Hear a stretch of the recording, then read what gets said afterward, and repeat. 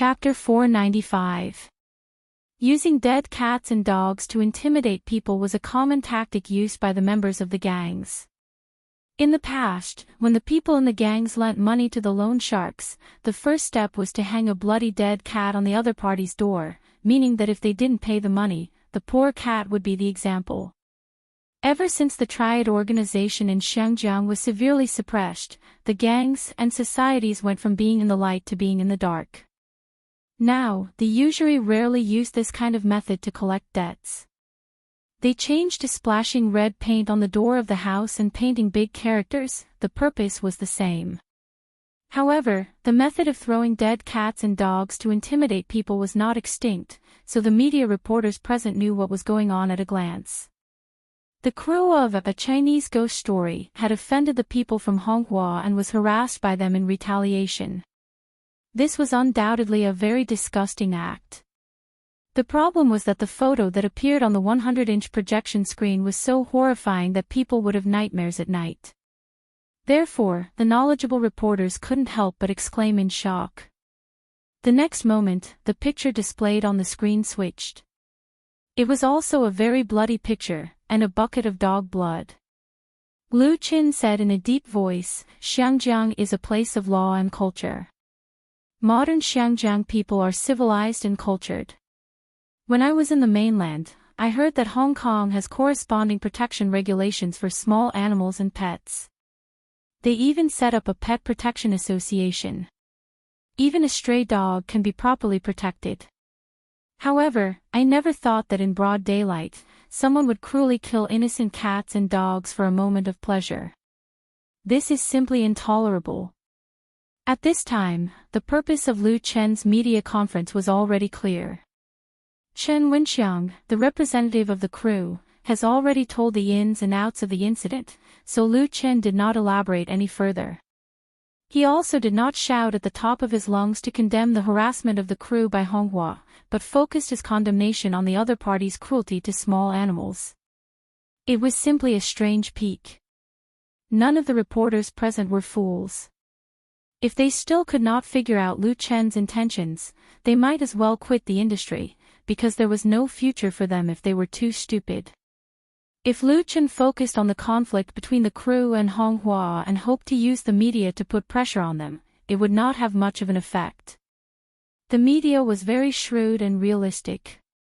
Zhou Yi had used his connections to get the reporters from the television stations and newspapers to rush over to attend the communication meeting. He had already done his best. The next step was to get many media outlets to create momentum at the same time. That would require a lot of energy. In addition, the news had to be explosive and a hot topic that could be hyped up. The incident of the A Chinese Ghost Story crew being defamed was clearly far from meeting the standard. The most important thing was that Lu Qin came from the mainland. With the common xenophobic complex of many people in Hong Kong, when the crew he represented had a conflict with the local community, it was estimated that many people would gloat and be more willing to watch the show. After the reporters went back, they would give a corner of the newspaper the size of a piece of tofu. It was already very nice to say a few words lightly, and it would not have much effect on public opinion. The situation now was completely different. For this, Lu Qin turned sideways. His eyes fell on the middle-aged woman on the far right of the rostrum, and then he continued to say, "I specially sincerely invite Ms. Feng Jinyun, the deputy chairman of the Little Pet Protection Association of Xinjiang. Let's welcome Ms. Feng to speak." This middle-aged woman was well-dressed. She had a rich face and a cold expression. She gave people the feeling that she was not to be trifled with. Just now, everyone did not pay attention to her. They thought she was one of the members of the crew, but they did not expect her to be the deputy chairman of the Little Pet Protection Association. The full name of the Little Pet Protection Association was the Xinjiang Small Animals/Pets Protection Association. It was established in the 1990s. As a non-governmental public welfare organization, although it did not have a long history, it had a great influence in Xinjiang. Because the members of the Little Pet Protection Association covered the upper, middle and lower levels of society, many celebrities and star artists were volunteers of the Little Pet Protection Association. The wives of many senior government officials in Xinjiang held important positions in the Little Pet Protection Association. Its potential power could be said to be huge. In recent years, many cases of animal abuse and pet abuse broke out in Xinjiang, which once became a hot topic in society. Among them, the Little Pet Protection Association could not be separated from it.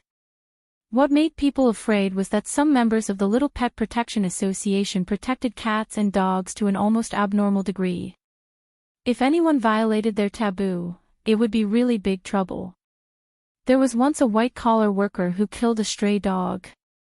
After the incident was exposed, he was besieged by the people of the Little Pet Protection Association.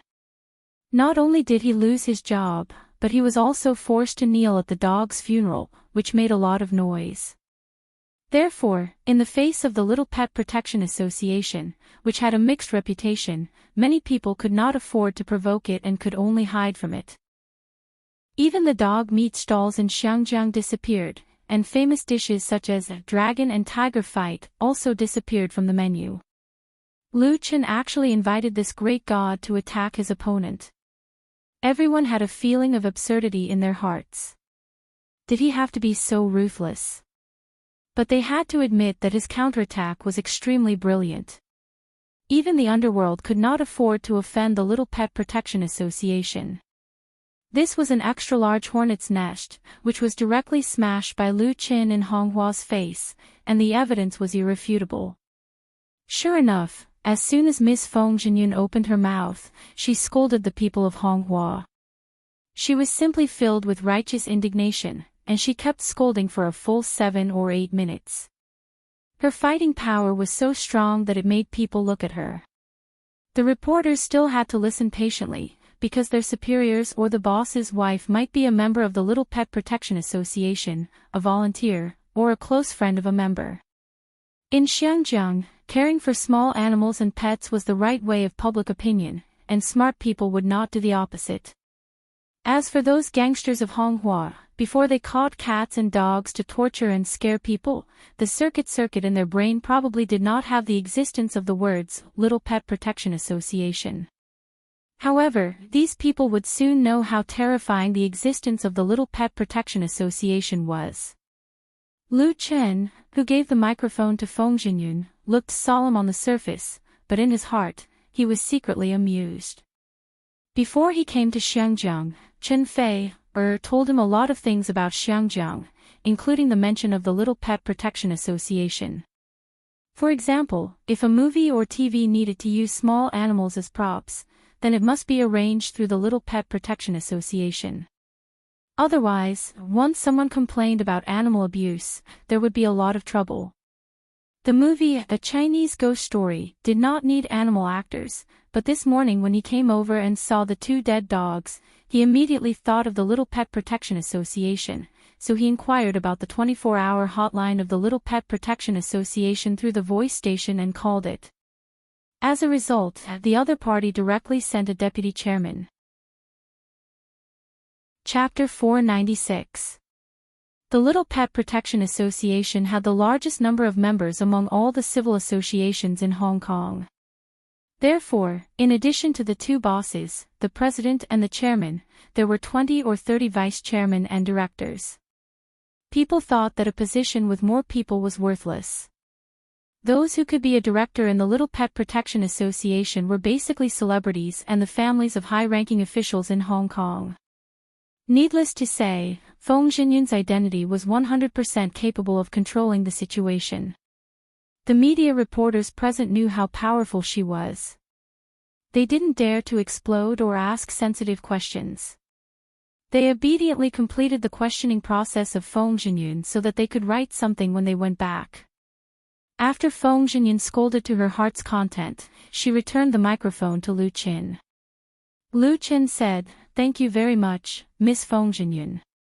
I think it is the responsibility of the whole society to protect small animals and pets. Similar tragedies should not happen again, so on behalf of the crew of A Chinese Ghost Story, I have decided, Speaking of this, Lu Chen's tone paused. The reporters were suddenly refreshed. Their professional sensitivity made them realize that new information was about to be revealed. They heard Lu Chen say, "Hand over the 2 dogs who unfortunately died to the Little Pet Protection Association to bury. In the name of Lu Chen Studio, I will personally donate 5 million to the Little Pet Protection Association as support for the cause of animal protection." 5 million. A lot of people were stunned. Hong Kong was economically developed and was the place where the world-renowned rich lived. It was not big news that celebrities often took out tens of millions or hundreds of millions to do charity donations. Compared with the amount of money donated by these rich people, 5 million was really nothing. But considering the current situation and the object of the donation was the Little Pet Protection Association, Lu Chen's generosity was really big. Lu Chen undoubtedly used this money to declare his determination and confidence to fight to the end with Honghua. In Hong Kong, it was recognized common sense not to fight with the rich. With the 5 million Lu Chen spent, at least he had made a big ally in the Little Pet Protection Association, so he definitely couldn't bear the loss in front of him. His opponent was in trouble. Many reporters were gloating for Honghua, sympathizing with the latter for choosing the wrong target and catching a big shark. How could someone who could casually take out 5 million be easy to deal with? They quickly recorded it down. These were all revelations that could be used in gossip news. More reporters rushed to stand up and ask questions. Mr. Lu Chen saw the different performance of these media reporters before and after, and knew that he had made the right move. Although this 5 million donation was a little baffling, the effect it brought was undoubtedly very good. First of all, he had won the support of the Little Pet Protection Association, allowing him to defeat Honghua and the Jiang family behind it. Secondly, this sum of money could also be used as a marketing fee for a Chinese ghost story. It was normal to spend another 10 to 20 million on marketing for a movie with an investment of 30 million yuan. 5 million was not much. The most important thing was to let the media hype it up and let the general public in Hong Kong know about it. The money spent would be worth it. The media conference started at 9:30 and ended at 10:45. At the end of the meeting, all the reporters present received a red packet. This was the default rule. However, the reporters no longer cared about the thickness of the red envelope. They were all in a hurry to rush back to their respective places, ready to release the news as soon as possible. Of course, all the media received a copy of the information, which included the surveillance video and the high-definition photos that had been projected and played earlier. It could be said that there were pictures to prove the truth. Lu Chen and Zhou Yi sent Madame Feng Jinyun off together. Watching the other party's car leave, Zhou Yi's mood was extremely complicated. He had never thought that Lu Chen would actually play such a beautiful counterattack, turning Honghua's intimidation into a big handle that they could use against him. He reckoned that he would not be able to rest in peace even if he died. The final donation of 5 million made Zhou Yi look at him in a different light. He suddenly realized that he might have underestimated Lu Chen. His previous wavering stance was undoubtedly a mistake. Fortunately, he had come personally in the morning. Thinking quickly, Zhou Yi said decisively, "I will send someone to keep an eye on the media. You don't have to worry about the expenses. I guarantee that it will make the headlines of several newspapers." Making the headlines meant that he had to spend a lot of money. Lu Chen knew that Zhou Yi was expressing his attitude, so he smiled and said, "Then I'll leave it to you, Boss Zhou." Although Zhou Yi's previous performance was not very good, which made Lu Chen unhappy, the other party still chose to stand with him, so the cooperation between the two could still continue. The movie produced by Lu Chen Studio was inseparable from the support of the local film company. The 5 million plus the Little Pet Protection Association and the power of a few photos were quickly shown through the media. The first to leak the news were a few online media, and then there were photos and videos on Hong Kong's forums and blogs, which attracted the attention of many netizens. Especially the bloody and horrifying photos of the dead dog, it aroused the anger of many people. They all left comments online, condemning such inhumane behavior. And this was only the beginning. That night, ATV's Current Affairs channel was the first to report the incident on TV. The next day, Ming Pao, Hong Kong Daily, Polo Daily, and other important newspapers all published the same dog abuse news. Many small and medium-sized newspapers even made the headlines. Public opinion was in an uproar. The proportion of wealthy people in Hong Kong raising pets was very high, especially in the upper class. Those celebrities and rich wives would raise famous dogs and cats. Every year, they would hold a pet beauty contest, and the prize money was very high. Therefore, the pet industry in Hong Kong was a very profitable market. The influence of the Little Pet Protection Association had a wide base of people. So when the news of the killing of cats and dogs appeared again, with the media adding fuel to the fire, it naturally caused a wave of public opinion. It could even be said to be a storm. The big newspapers still had a bit of professional ethics. They pixelated a few of the bloody pictures, but the smaller newspapers didn't have so much integrity. They directly published the original pictures, coupled with sensational bold and black headlines, and the effect was very good. The initiator of the incident, Honghua Restaurant, was like a big hornet's nest. That afternoon, the company's gate was surrounded by a group of indignant protesters. A few of the company's gangsters couldn't stand the abuse, and wanted to come out with baseball bats to drive the people away.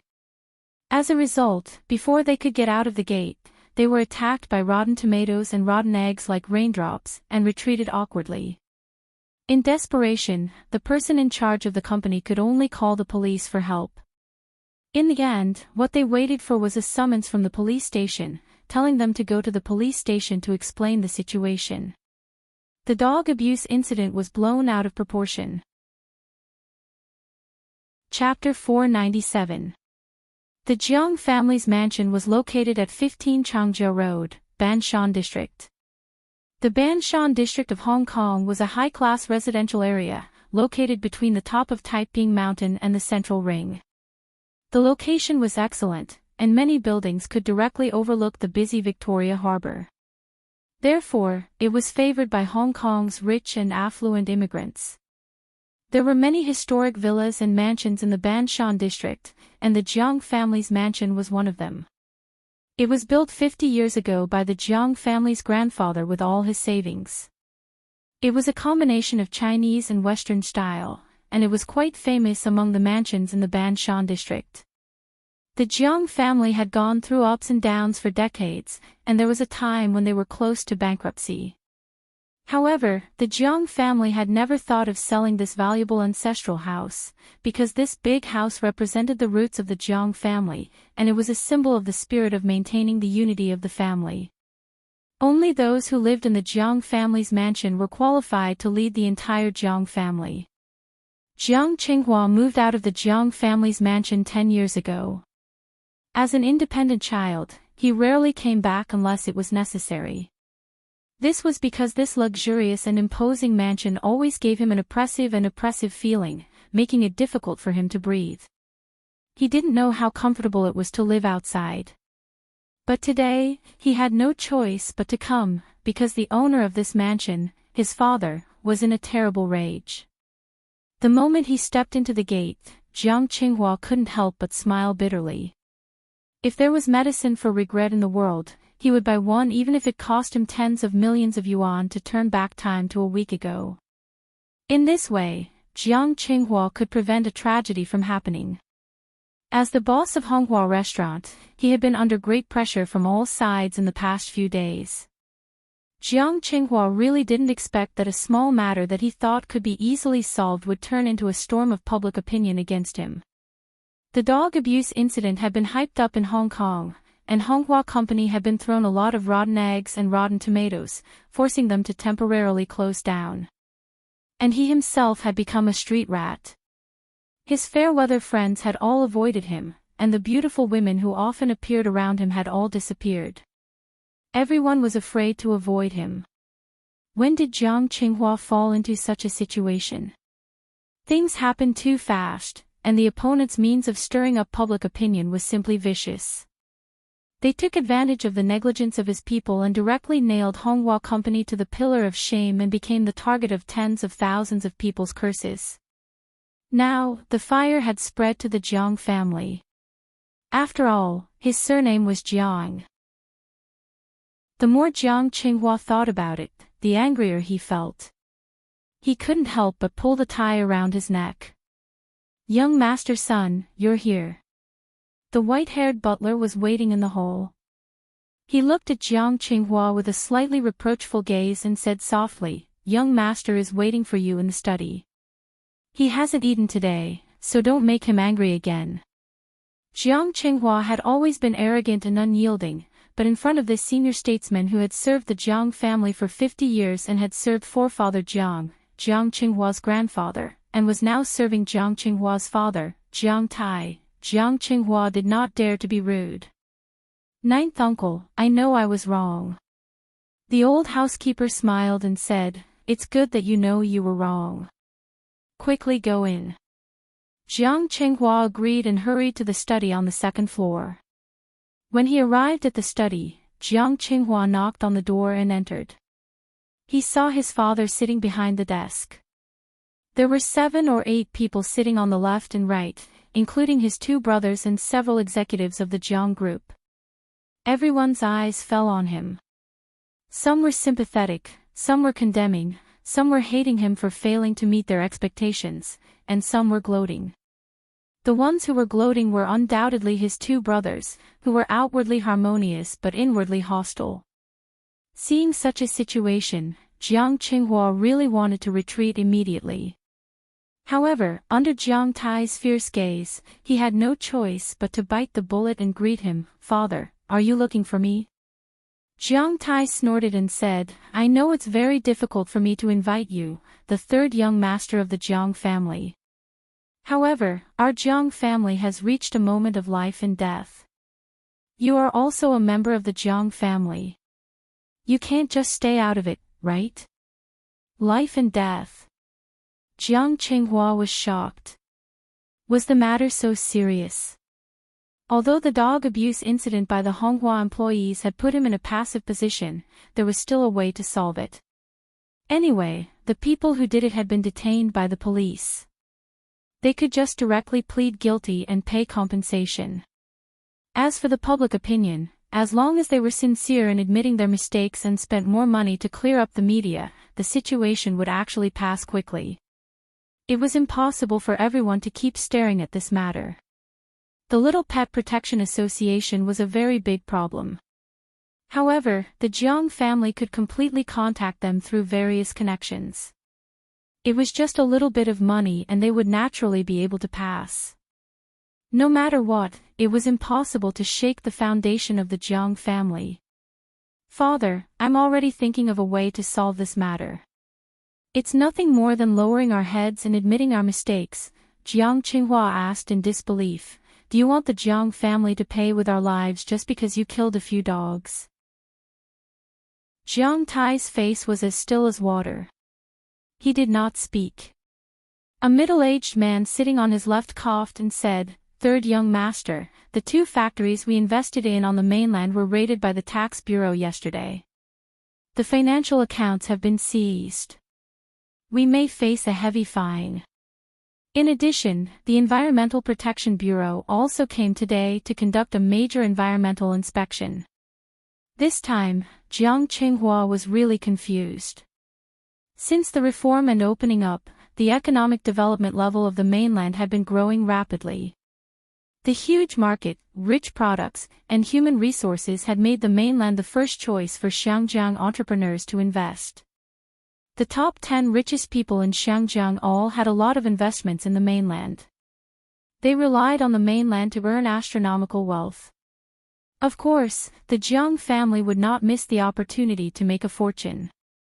As early as 20 years ago, they began to follow the trend. A few years ago, the Jiang's group, which had tasted the sweetness of the new wave of economic growth in the mainland, had invested in the construction of 2 new large-scale factories in the mainland. They had only recently put into production and sales. The 2 projects had hooked up most of the Jiang family's funds, including a bank loan of hundreds of millions. Seeing that they had begun to make profits, they had unexpectedly been raided by the tax bureau. Jiang Qinghua was very clear that the 2 large factories of his family in the mainland, whether it was tax or environmental protection, were 100% fishy. Once they were checked, they would definitely be found out.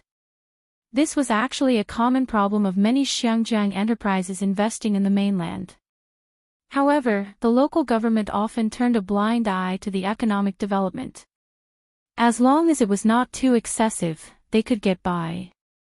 Moreover, the Zhang's group also paid great attention to the communication with the local government agencies.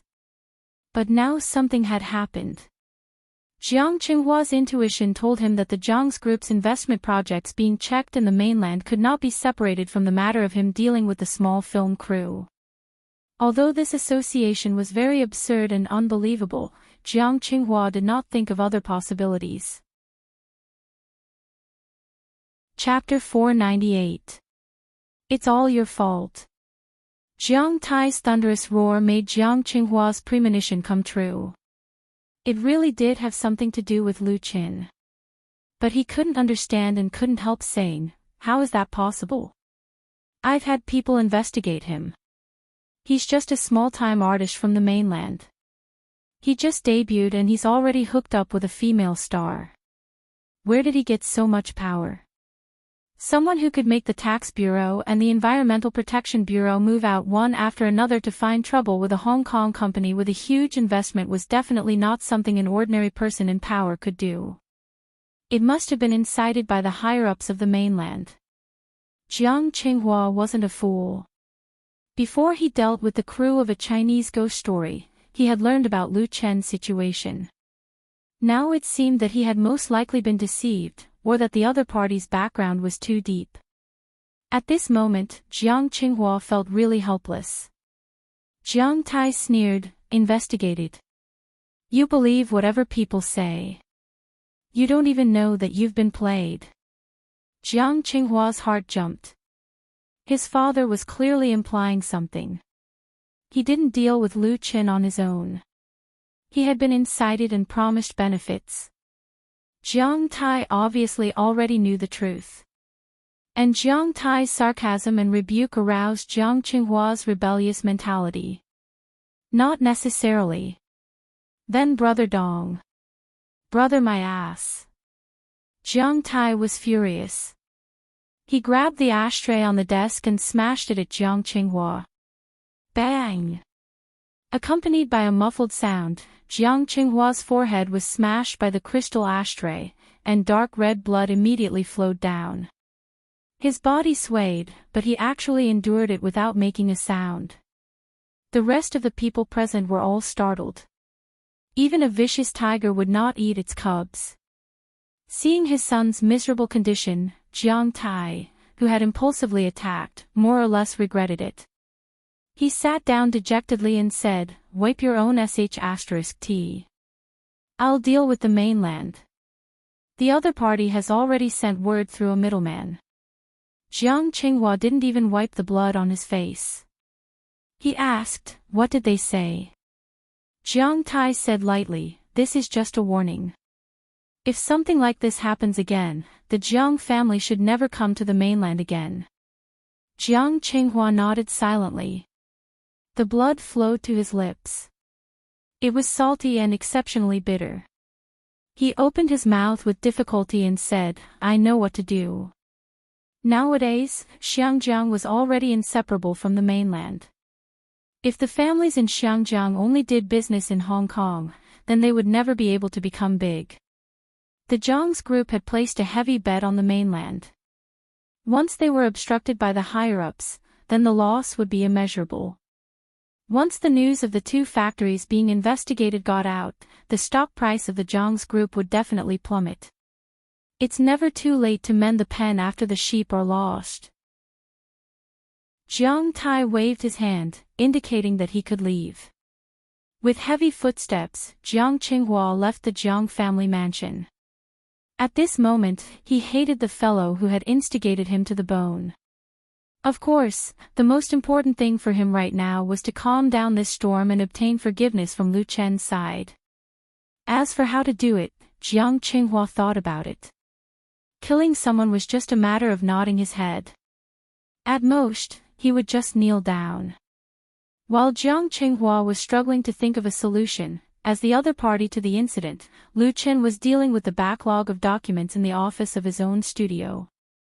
Because the dog abuse incident was too big, coupled with the previous incident, the morale of the crew had collapsed and many people had left, so Lu Chen simply stopped filming and let Chen Wenxiang and Wan Shaoquan be responsible for reorganizing and recruiting new staff.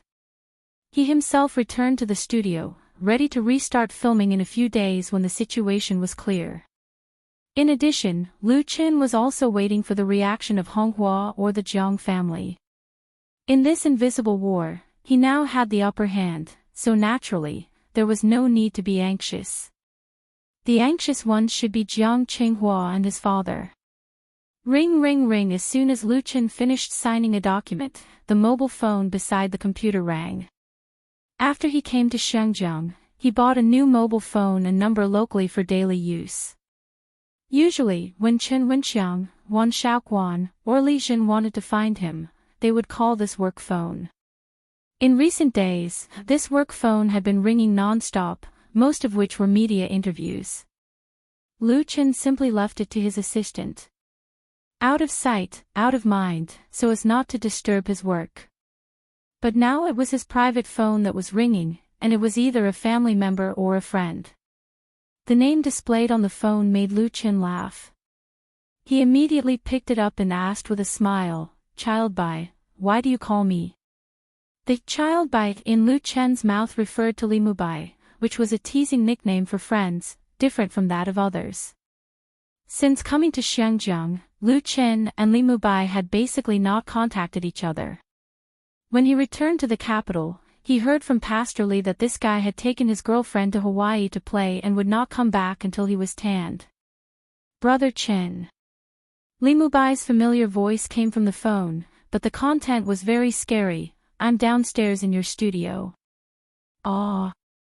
Lu Chen was suddenly stunned. "I'm in Shenzhen, not in the capital." "Aren't you in Hawaii?"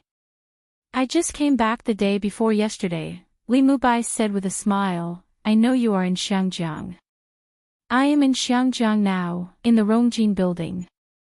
The guards here don't let me in without an appointment, otherwise I will come directly to your studio." Li Mubai actually came here. Lu Chen was a little dizzy and said quickly, "Okay, wait a minute, I'll come down right away." If it were other uninvited guests, he would let Li Jin receive them, but Li Mubai was different. The two were real friends. Li Mubai came back from Hawaii and came to Shenzhen to find him. How could he sit still in the office? He must go down to meet him in person. After ending the call, Lu Chen immediately left the studio and took the elevator down to the hall on the first floor of the building. The management of the Rongjin building was very strict. Visitors without an appointment must contact the tenants at the entrance of the hall and get permission to go up. This put an end to the disturbance of idle people. When the elevator door opened, Lu Chen saw Li Mubai standing at the entrance. This guy with a coquettish temperament was like a firefly in the dark. It was easy to distinguish him in the crowd. However, Lu Chen's attention did not stay on Li Mubai for a long time. He was soon attracted by the woman wearing sunglasses and a long skirt standing next to Li Mubai. The other party was so familiar. Even if the huge sunglasses covered her real face, Lu Chen could still recognize her identity in an instant. The huge and unexpected surprise made him feel like he was about to fly. Chapter 499. Seeing Lu Chen, the woman in the long dress reached out and took off her sunglasses, showing a sweet smile. Her smile was nothing more than this. There was no one else in Lu Chen's eyes. He couldn't help but speed up to her. He resisted the urge to hold her in his arms, held her hand and said, "Why are you here?" The beautiful woman in the white dress was Chin Fei. Filming on the Mongolian prairie, her skin was a little tanned, but this did not damage her charm at all. Instead, it showed her healthy beauty and vitality. Every frown and every smile was still so moving. Lu Chen didn't expect that Chin Fei would come to Hong Kong with Li Mubai. Chin Fei let Lu Chen hold her hands, stared at him affectionately, and said with a chuckle, "I finished my scenes on the prairie, and the director gave me half a month's vacation, so I came here." "You didn't tell me about such a big thing." "It was Sister Mushy who told me." When she said the last sentence, she rolled her eyes at Lu Chen angrily. Lu Chen smiled bitterly and said nothing. He didn't tell Chin Fei, of course, because he was afraid that she would worry and affect the shooting of the TV series. He just didn't expect that it was Li Mushy who told her. Hey. Li Mubai, who was ignored, was dissatisfied. "Please don't show off your love here." Lu Chen laughed, turned around and gave him a big hug. "Welcome to Hong Kong." Li Mubai also rolled his eyes. "I'm more familiar with Hong Kong than you are, okay? I have a lot of friends here." Lu Chen admitted defeat. "Let's go up and talk." Of course, Li Mubai and Chin Fei were not alone. They each brought their assistants. Chin Fei was accompanied by 2 female bodyguards. There were 6 or 7 people in total. In the elevator, Lu Chen asked Li Mubai, "I heard from your sister that you went to Hawaii for your honeymoon." "What honeymoon?" "Nonsense." Li Mubai grinned. "I'm just accompanying my friend to have some fun and relax." Although he said they were friends, he couldn't hide the proud expression on his face. It was probably because he was in love. Lu Chen asked, "Why don't you bring her to Xiangjiang?" Li Mubai said helplessly, "She has something to do at home." "Chen Qian wants to come, but she knows that your girlfriend." Ahem. He coughed twice and secretly glanced at Chin Fei, next to him. Lu Chen didn't know whether to laugh or cry. It made it seem as if he and Chen Qian had an unusual relationship. She was afraid of Chin Fei, his real girlfriend, so she didn't dare to follow him. It was simply a deliberate attempt to defame him. To be honest, his impression of that rebellious girl was a little blurry. Chin Fei's eyes twinkled, and there was a faint smile on his face. Fortunately, they arrived at the floor where the studio was located. The elevator door opened, and everyone filed out. "You've done a good job here." Under the guidance of Lu Chen, the group of people first visited Lu Chen's studio. When the employees knew that Lu Chen's girlfriend, the future proprietress, had come in person, they all greeted her respectfully and warmly. Chen Fei responded gracefully, which made the atmosphere in the studio particularly harmonious. After the visit, the 3 of them sat down in Lu Chen's office. Li Mubai unceremoniously occupied Lu Chen's seat, and drove him and Chin Fei to the sofa. Then he patted the table and said, "I'm going to open an office in Xiangjiang, hire 17 or 18 employees, and let them call me boss every day, ha ha ha." Lu Chen was speechless. "Have you been too free recently?" If possible, he wanted to drive this extra-large third wheel out now, so as not to affect the joy and sweetness of his reunion with Chen Fei after a long time. Li Mubai said with a smile, "Do you think I'm joking?" "I'm serious. I'm not here for fun this time. First of all, I'm going to set up Mukin Crowdfunding Xiangjiang branch, and then operate Mukin Crowdfunding to be listed on the Hong Kong stock market." Listed on the Hong Kong stock market? Lu Chen was really surprised. It should be known that Mukin Crowdfunding has only been established for more than a year. Li Mushy actually started to operate the Hong Kong stock market. Xiangjiang stock market has a long history and strong international connection. Compared with the domestic stock market, it is more mature and rational. Therefore, many domestic powerful enterprises have been listed on the Hong Kong stock market. Originally, Li Mushi told Lu Qin that she intended to be listed on the domestic growth enterprise market.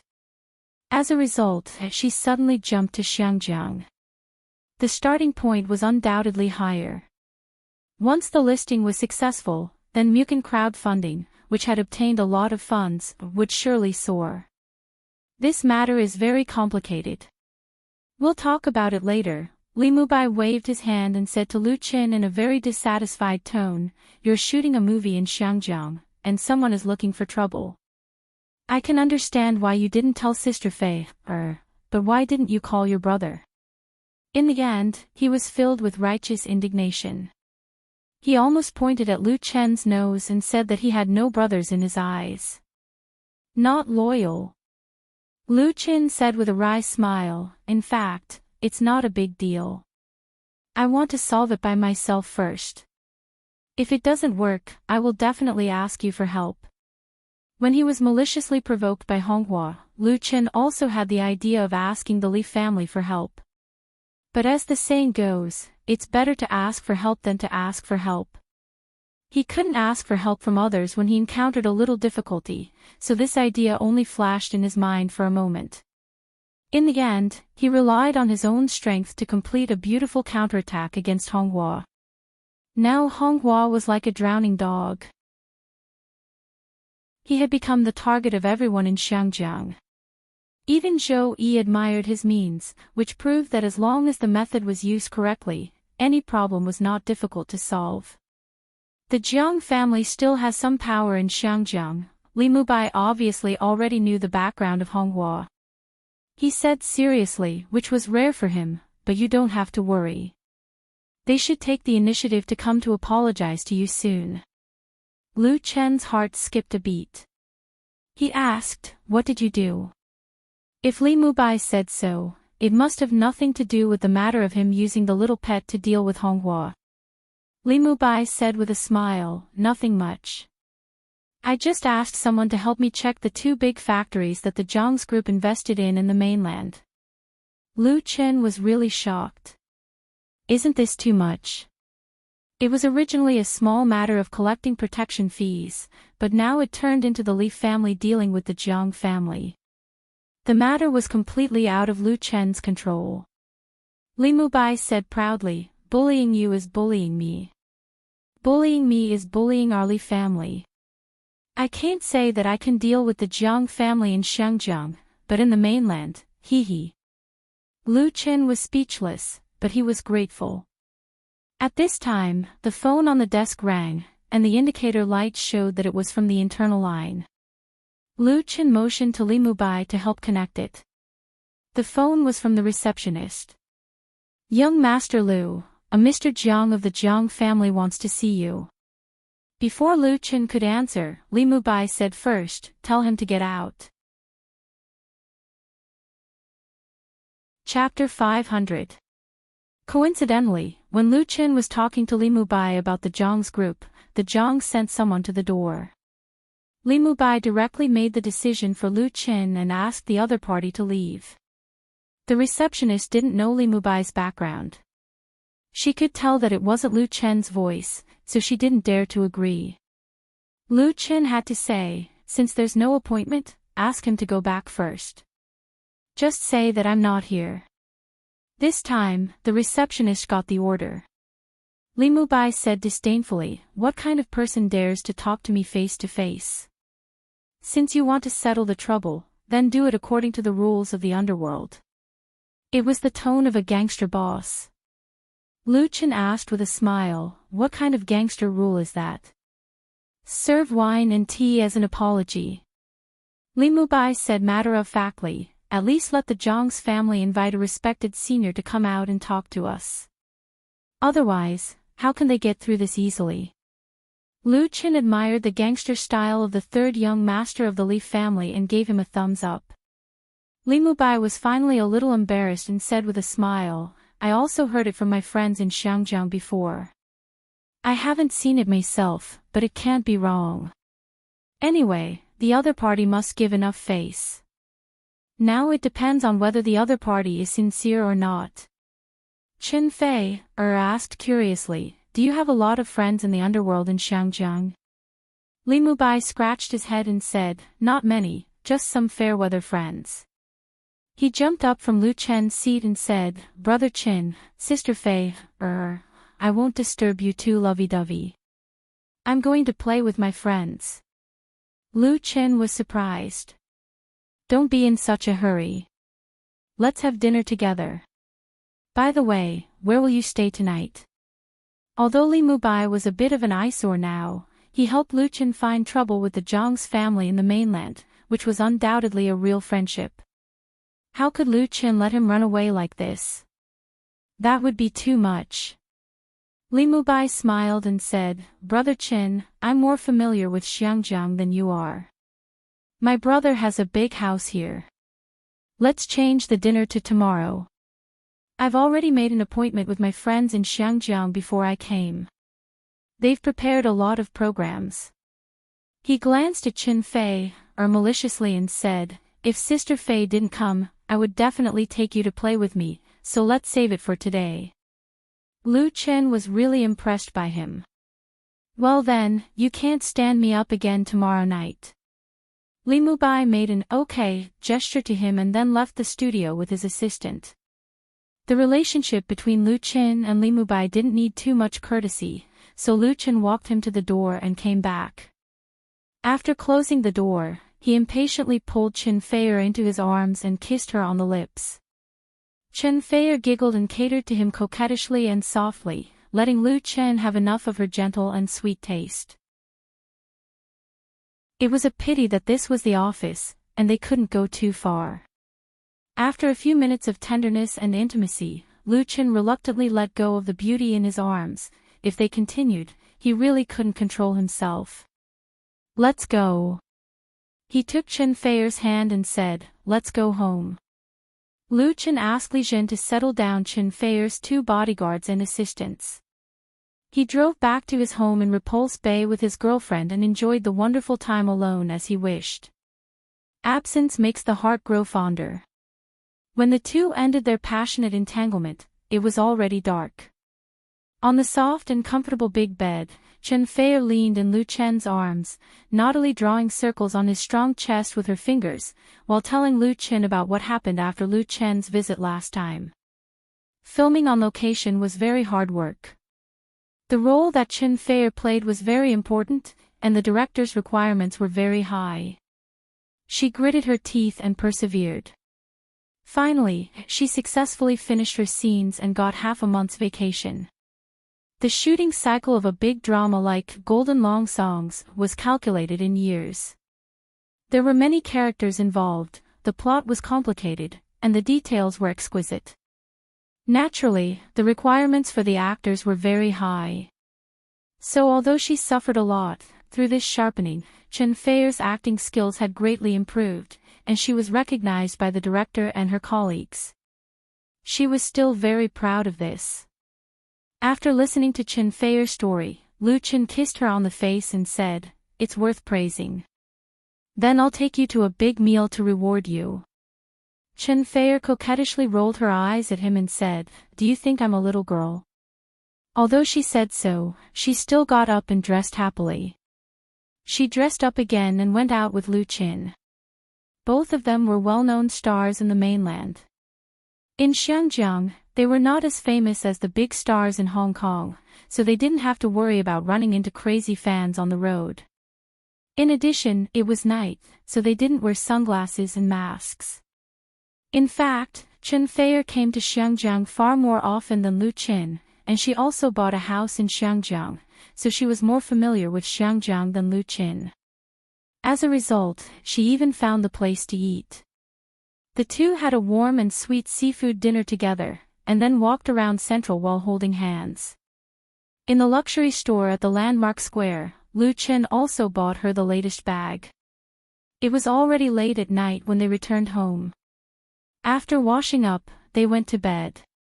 When he woke up the next morning, Lu Chen reached out and touched his girlfriend who was sleeping beside him. He felt like he was dreaming. As he touched the fire and woke Chen Fei up. Then, in her coquettish voice, the passionate scene played again. The two were like all young couples in love, never tired of loving each other. It was not until 9:00 in the morning that Lu Chen turned on his two mobile phones. As a result, his work mobile phone had just been turned on, and only a few seconds later, a call came in. The call was from Chen Wenxiang, who called Lu Chen. The director of the studio couldn't contain his excitement and said, "Young Master Lu, Honghua has admitted defeat. Jiang Qinghua sent a message through a middleman. They are willing to hold a feast to apologize to you." Chen Wenxiang had been under a lot of pressure some time ago. He was the last person he wanted to see Lu Chen's movie go wrong, because it was not only related to his job, but also affected his beloved daughter's future in the film and television industry. Although Lu Chen had completed a beautiful counterattack, Chen Wenxiang was secretly worried that it would completely anger the Jiang family and bring more trouble to the crew. So when he received the news this morning, he couldn't believe his ears. Jiang Qinghua admitted defeat just like that. Chen Wenxiang, who didn't know the deeper inside story, was extremely happy. He called Lu Chen again and again to tell him the good news. Until now, the call went through. Li Mubai was right. Lu Chen wasn't surprised. He gave Chen Wenxiang a few instructions and hung up. However, just as he put down his mobile phone, it rang again. This time, it was Zhou Yi. Chapter 501. Zhou Yi told Lu Chen over the phone that Jiang Qinghua from Honghua had invited an old senior to apologize to Lu Chen through him and arrange a banquet at the Hentang Hotel tomorrow night to apologize to Lu Chen in person. This senior was highly respected in the circle and was very famous. Zhou Yi could be considered as his junior. Jiang Qinghua had probably paid a very high price to bring out this god, and it also proved his sincerity. Lu Chen thought for a while and said, "All right then, I'll also give face to the senior and come on time tomorrow night." "That's really great," Zhou Yi said with a smile. Jiang Qinghua almost kowtowed to the ground. "It's not good for us to be ruthless. Harmony breeds wealth. By the way, when will we start filming again?" Zhou Yi was actually a proud person, but his pride had always been hidden in his bones and he would not easily show it. There were really not many people in the Xiangjiang industry who could catch his eye. But for Lu Chen, a young man who was more than 10 years younger than him, he was now really convinced. His original thoughts had long disappeared and he sincerely wanted to continue this cooperation. Lu Chen replied, "We'll resume filming today." Time was precious and could not afford to waste any time. Being delayed by Honghua for a week, the loss of money was secondary. The key was that the filming plan was disrupted, which made Lu Chen quite angry. Now that Jiang Qinghua had admitted defeat, it was reasonable for the crew to resume filming today. Zhou Yi asked with concern, "Have you found the actress who will play the role of Grandma Tree Fairy?" Lu Chen could not help but feel a little strange. Although Zhou Yi had acquired Jiayang Pictures and became the boss of this old film company, he actually did not know much about movies. The specific matters were naturally done by his subordinates and he never asked about the details. Lu Chen had dealt with him a few times and had a certain understanding of him, so he was very puzzled. "Not yet, but it won't affect the resumption of filming today."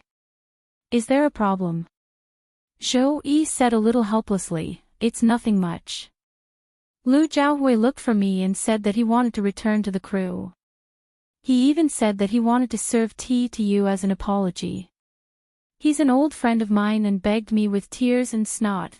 Lu Zhaohui was the actor recommended by Jiayang Pictures to play the role of Granny Trey Aunt.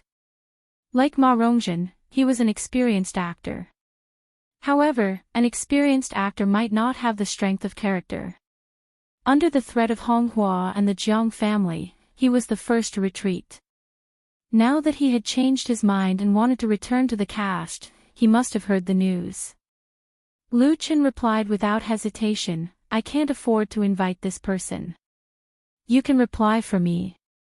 What kind of joke was this? If such a person was allowed to return, what would the people in the crew think? Lu Chen was not a good guy without principles. Zhou Yi was not surprised by Lu Chen's rejection. He smiled and said, "All right, I'll reject him. Actually, it's not like he has to come back. He's just a little scared." Lu Chen thought for a while and immediately understood what Zhou Yi meant.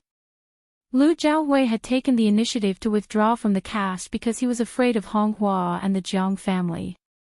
Now that Lu Chen's side had obviously won, he was afraid that Lu Chen would settle the score after the fall, so he put down his pride and begged Zhou Yi. Returning to the cast was not his goal.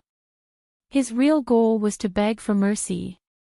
Understanding the key point, Lu Chen was really disgusted with Lu Jiaowei. Let's not talk about this person anymore. It's boring. Zhou Yi understood.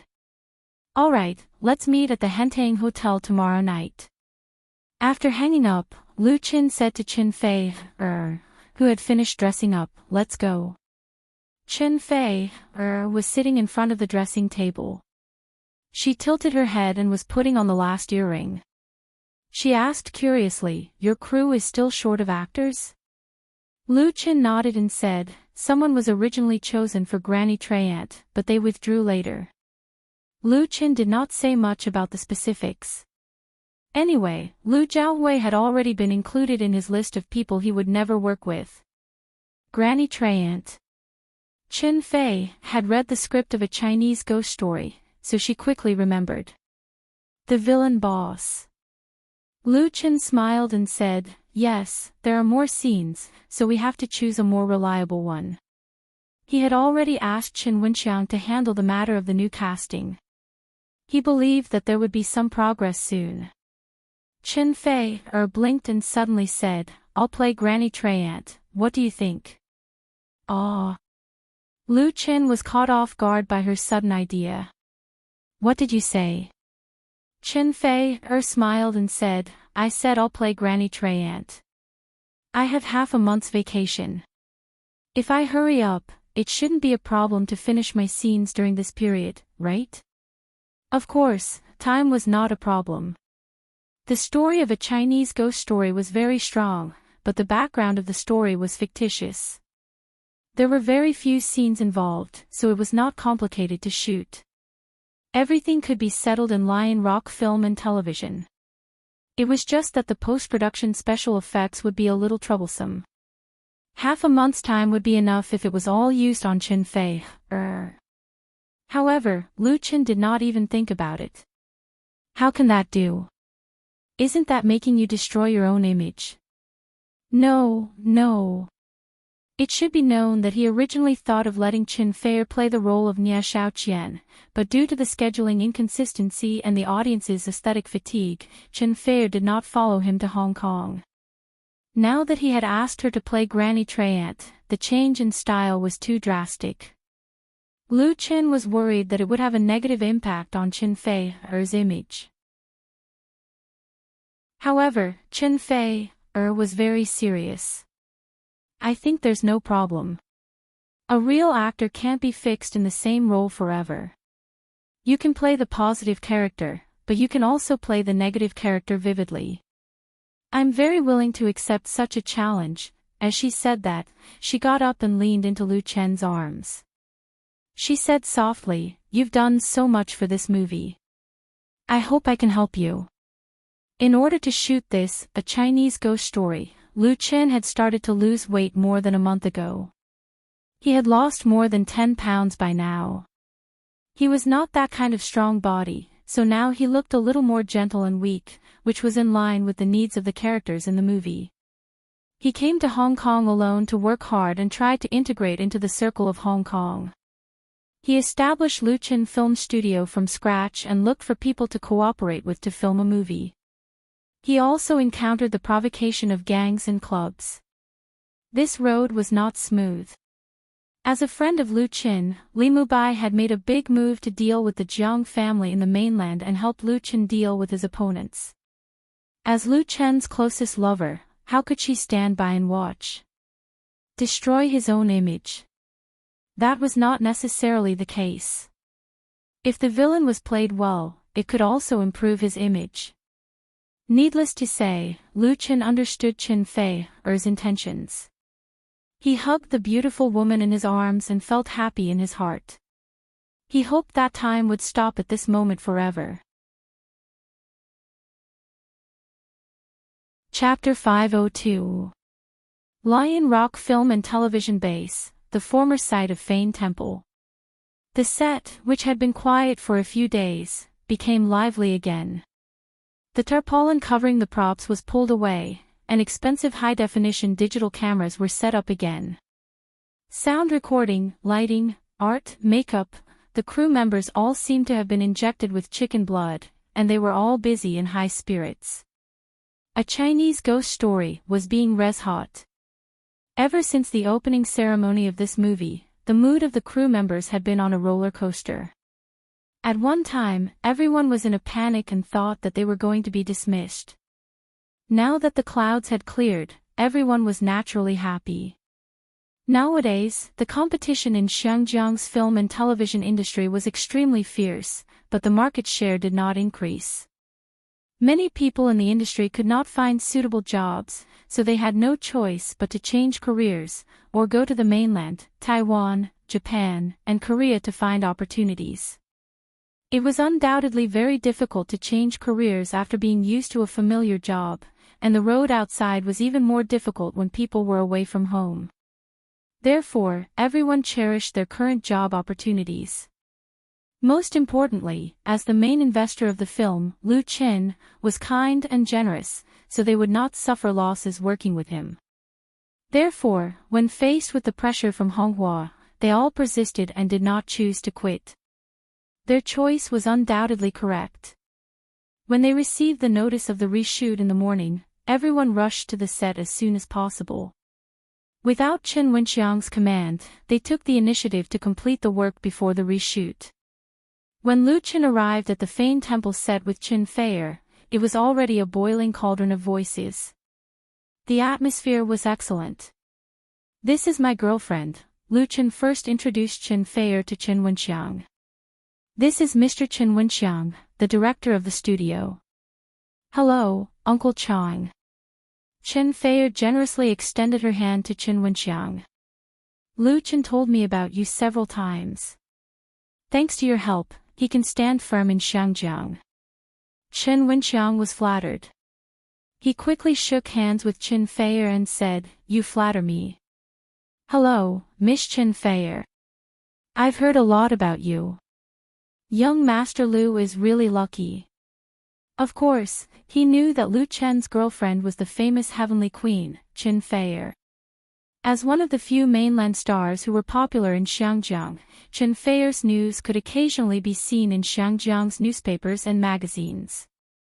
However, the photos in the newspapers and magazines didn't capture Chen Fei's true charm at all. She didn't wear any makeup, and her beauty was natural. Every frown and smile of hers had a peerless beauty that could topple cities. She was truly dazzling. Xinjiang was a place that produced beauties. Every year, there would be many outstanding beauties in the Miss Hong Kong and Miss Asia selection. However, Chen Wenxiang felt that those Hong Kong sisters and Asian sisters that he had seen before were lacking in something compared to Chen Fei. Wan Shaoquan and Chen Fei knew each other, so they exchanged pleasantries when they met. Wan Shaoquan said jokingly, "Since you're already here, why don't you make a cameo in the movie?" Chen Fei and Lu Chen looked at each other. The latter smiled and said, "Director Wan, I'm going to let Fei play the role of Granny Dryad." "What?" Wan Shaoquan and Chen Wenxiang asked in unison, "Play the role of Granny Dryad." The role of Granny Dryad in A Chinese Ghost Story was a big villain. Her image was said to be cruel and vicious, and she was full of demonic aura. That was why Lu Jiahui had been asked to disguise himself as a woman to play this role. Lu Jiahui had quit the cast, and Chen Wenxiang was still having a headache over the replacement. This was because this role had very high requirements for the actor's temperament and acting skills. Otherwise, it would be easy for the actor to act out of place. Now that Chen Fei was actually going to play the role of Granny Dryad, how could the two of them not be surprised? Chen Fei pursed her lips and smiled. I want to challenge myself. This was undoubtedly a very strong reason. Lu Qin had seriously thought about it on the way here. This is what Fei requested. I think it's fine. The main thing is to modify the settings and put more effort into the special effects makeup. The effect will definitely not be bad. His original setting for Granny Dryad was based on the original version in the dream world. Now that Chen Fei was going to play the role, he definitely could not follow the original version. He had to make targeted changes. Wan Xiaoquan thought about it and said decisively, let's give it a try then. He had thought it through very clearly. First of all, Lu Chen's request could not be rejected. Secondly, Chen Fei joining a Chinese ghost story to play the villain, the big boss. That was undoubtedly an excellent publicity stunt and would be very helpful in increasing the domestic box office. Finally, Chen Fei playing the role of Granny Dryad could make the style of the movie more diverse. Since Lu Qin and Wan Xiaoquan had no objections, Chen Wenxiang naturally did not have any objections. As they were talking, another group of people entered the set. The person walking at the front was Nie Mingzhu.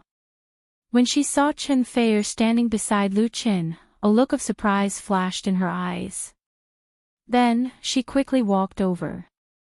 Young Master Lu, Director Wan, Uncle Chang, Nie Mingzhu greeted Lu Qin and the others one by one. Finally, her gaze landed on Chen Fei. This must be Sister Chen Fei, right? Lu Qin quickly introduced, this is Miss Nie Mingzhu. She will play Nie Xiaoqian. Chen Fei suddenly understood. She smiled and extended her hand to her. Miss Nie, nice to meet you. It's my honor. Nie Mingzhu said with a smile, you can just call me Mingzhu. I'm a fan of yours. I asked a friend in the mainland to buy 10 sets of your Woman Flower album for my collection. These songs are really nice. Her cheerful appearance was completely devoid of her usual cold and reserved demeanor. She was no different from an ordinary female fan who had met her idol. Her joy came from the bottom of her heart. To be honest, it was impossible for Chen Fei not to feel the slightest bit jealous when she saw that Lu Chen had found such a beautiful female lead. However, when she saw that the other party was not shrewd at all, she felt relieved. Thank you, Sister Mingzhu. As soon as they met, the two of them became familiar with each other and talked intimately. Their topic quickly changed from the role of the actors in the crew to the maintenance of makeup, bags, and other aspects. There was really a lot to talk about. Lu Chen was happy with this. He asked Chen Wenxiang to gather all the staff members of the crew together. After everyone was present, Lu Chen announced 3 things. First of all, the official filming of A Chinese Ghost Story had been resumed. All the problems that had occurred before had been resolved. Second, the mainland's heavenly queen, Miss Chen Fei, had joined the cast to play the role of Granny Tree Spirit. Finally, after A Chinese Ghost Story was released, Lu Chen's studio would take out 10% of the box office profits as a bonus and reward it to all the members of the crew according to their contribution. When Lu Chen announced something, the crew members responded with warm applause and cheers. In the end, the applause and cheers almost blew the roof off. With such an atmosphere and momentum, if they still could not film A Chinese Ghost Story, well, it would really be a sin. Chapter 503. Chen Fei joining A Chinese Ghost Story was undoubtedly good news for the crew. By now, even the handymen and logistics workers in the crew knew the background of Lu Chen, the film's investor and male lead. They also knew how popular he was in the mainland. For a movie, the popularity of the lead was undoubtedly a guarantee of the box office. Take Hong Kong's movies for example. Liu Gangxing had made several bad movies, but these bad movies still sold well because fans were willing to support them. Now that another Heavenly Queen-level female star has joined the cast, the local box office of Hong Kong is unpredictable, but it is estimated that the big market in the mainland will not be bad. It should be known that Lu Chen and Chen Fei are the famous golden couple partner in the mainland entertainment industry.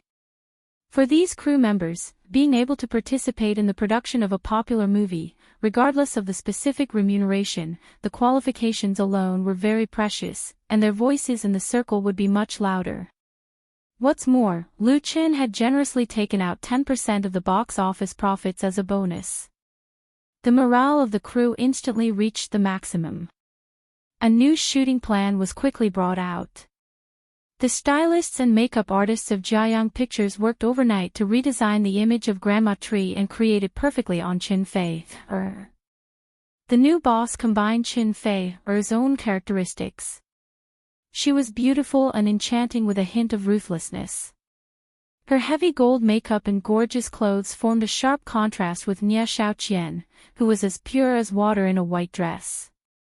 In Lu Chen's opinion, Chen Fei's role as Grandma Tree was undoubtedly more attractive than the classic character in the original version in his memory, whether it was in terms of image or temperament. It could be said that it was full of highlights. Chen Fei also felt good. After finishing the makeup, he specially asked his assistant to take a photo of himself and asked the crew's art designers to slightly retouch it before posting it on his blog. The content of the blog post was very simple. What do you think of my character in A Chinese Ghost Story? This informal makeup photo appeared on Chen Fei's blog and immediately attracted the attention of countless fans. Some were surprised, screaming, complaining, asking. The number of clicks and comments flooded the page. Ah! What am I doing? A Chinese Ghost Story. Isn't it the movie I shot in Xiangjiang this morning? I, Fei, am going to be a guest star too. This is too demonic. I can't believe this is my Fei. This can't be the female lead, right? I've read strange stories from a Chinese studio, and Nie Xiaoqian wouldn't look like this. It's time to guess the riddle. May I know who Fei is playing? Someone guessed correctly. Could it be the antagonist tree demon? No way. Chen Fei posted a photo of himself without giving any explanation. He left the fans with countless puzzles. Actually, this was a very clever marketing method. It deliberately left everyone in suspense and let the fans discuss it. Invisibly, it would promote the movie A Chinese Ghost Story. Of course, only a big shot like her, who had tens of millions of fans on her blog, could play this game well. Otherwise, if she was not popular and only had zombie fans, the number of comments would be very few. She would only be asking to be humiliated. As Chen Fei's vacation time was limited, in the following days, the entire crew would film around her and finish all the scenes involving her first. At this time, it showed the maturity and strength of the Xiangjiang film industry. Probably in order to make up for their previous mistakes, Jiayang Pictures had sent all their elites over, increasing the number of people in the crew to more than 150. In several important parts, they had also hired professional experts in the industry. They were nervous but orderly, busy but not chaotic. With the cooperation of Qin Wenxiang and the director of Jiayang Pictures, the entire crew was like a tightly wound machine, working against time. During the most prosperous period of the Xiangjiang film industry, many film companies shot low-budget movies. They could produce a new film in a few weeks. Although there were many shoddy productions, the efficiency was undoubtedly very high. Although the current Xiangjiang movies were already declining, this kind of efficiency had been continued. Except for a few directors who were very individualistic, most of the Xiangjiang directors were experts in making movies with high efficiency. The characteristics of the directors affected the crew, and even the professionals in the Xiangjiang industry were used to working overtime. Everyone worked together to make up for the lost time. Lu Chen was also very busy. Not only did he have to work on the crew, but he also had a lot of things to do outside the crew. For example, attending Jiang Qinghua's apology banquet. The third young master of the Jiang family and the boss of Honghua held a banquet at the famous Heartwarming Hotel in Xiangjiang.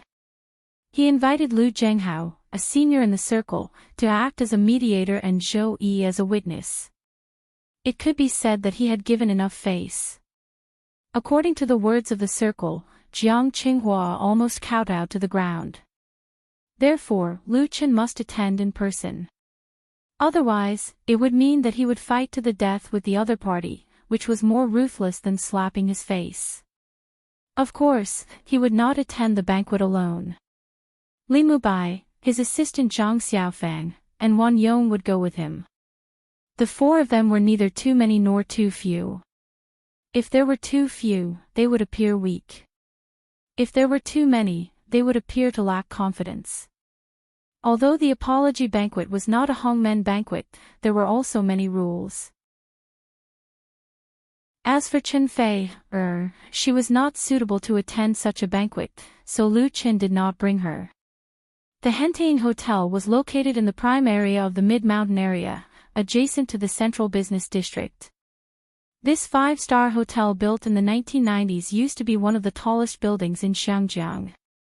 The investor invited a famous German designer to design it. Now, it was not inferior to the surrounding high-rise buildings. When the car arrived at the hotel, Lu Chen got out of the car and entered the lobby. He saw Zhou Yi waiting in the lobby. He was very surprised. "Boss Zhou, why are you here?" Zhou Yi said seriously, "I'm waiting for you.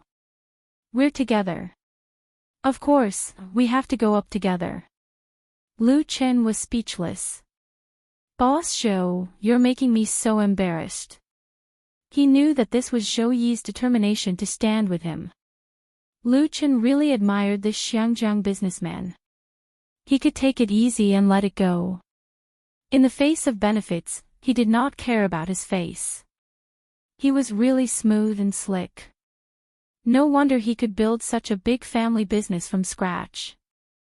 Zhou Yi said with a smile, "Actually, I've just arrived, and I'm not familiar with Jiang Qinghua. It's more appropriate for me to wait for you to come." He keenly noticed Li Mubai standing beside Lu Chen. He asked curiously, "This is?" Lu Chen briefly introduced him. "This is my friend Li Mubai. He just came from the mainland." Zhou Yi's eyes suddenly lit up. He took half a step forward and took the initiative to extend his hand to Li Mubai. "Hello, Mr. Li." Li Mubai smiled faintly and shook hands with him. "Hello, Boss Zhou." A thoughtful look flashed in Zhou Yi's eyes. He immediately recovered his smile. "Then let's go up." They took the elevator and went straight to the floor where the banquet was booked. Chapter 504. Jiang Qinghua stood at the entrance of the banquet hall, waiting for Lu Chen. The banquet hall he booked at the Heartwarming Hotel was called the Crane Hall. This hall with an area of more than 100 square meters was very famous in the circle. The name, Crane Hall, was taken from the poem, "Thousands of years old cranes still have regrets, how can a year of people be heartless," but later it was homophoned as, "Harmony is precious, harmony is precious."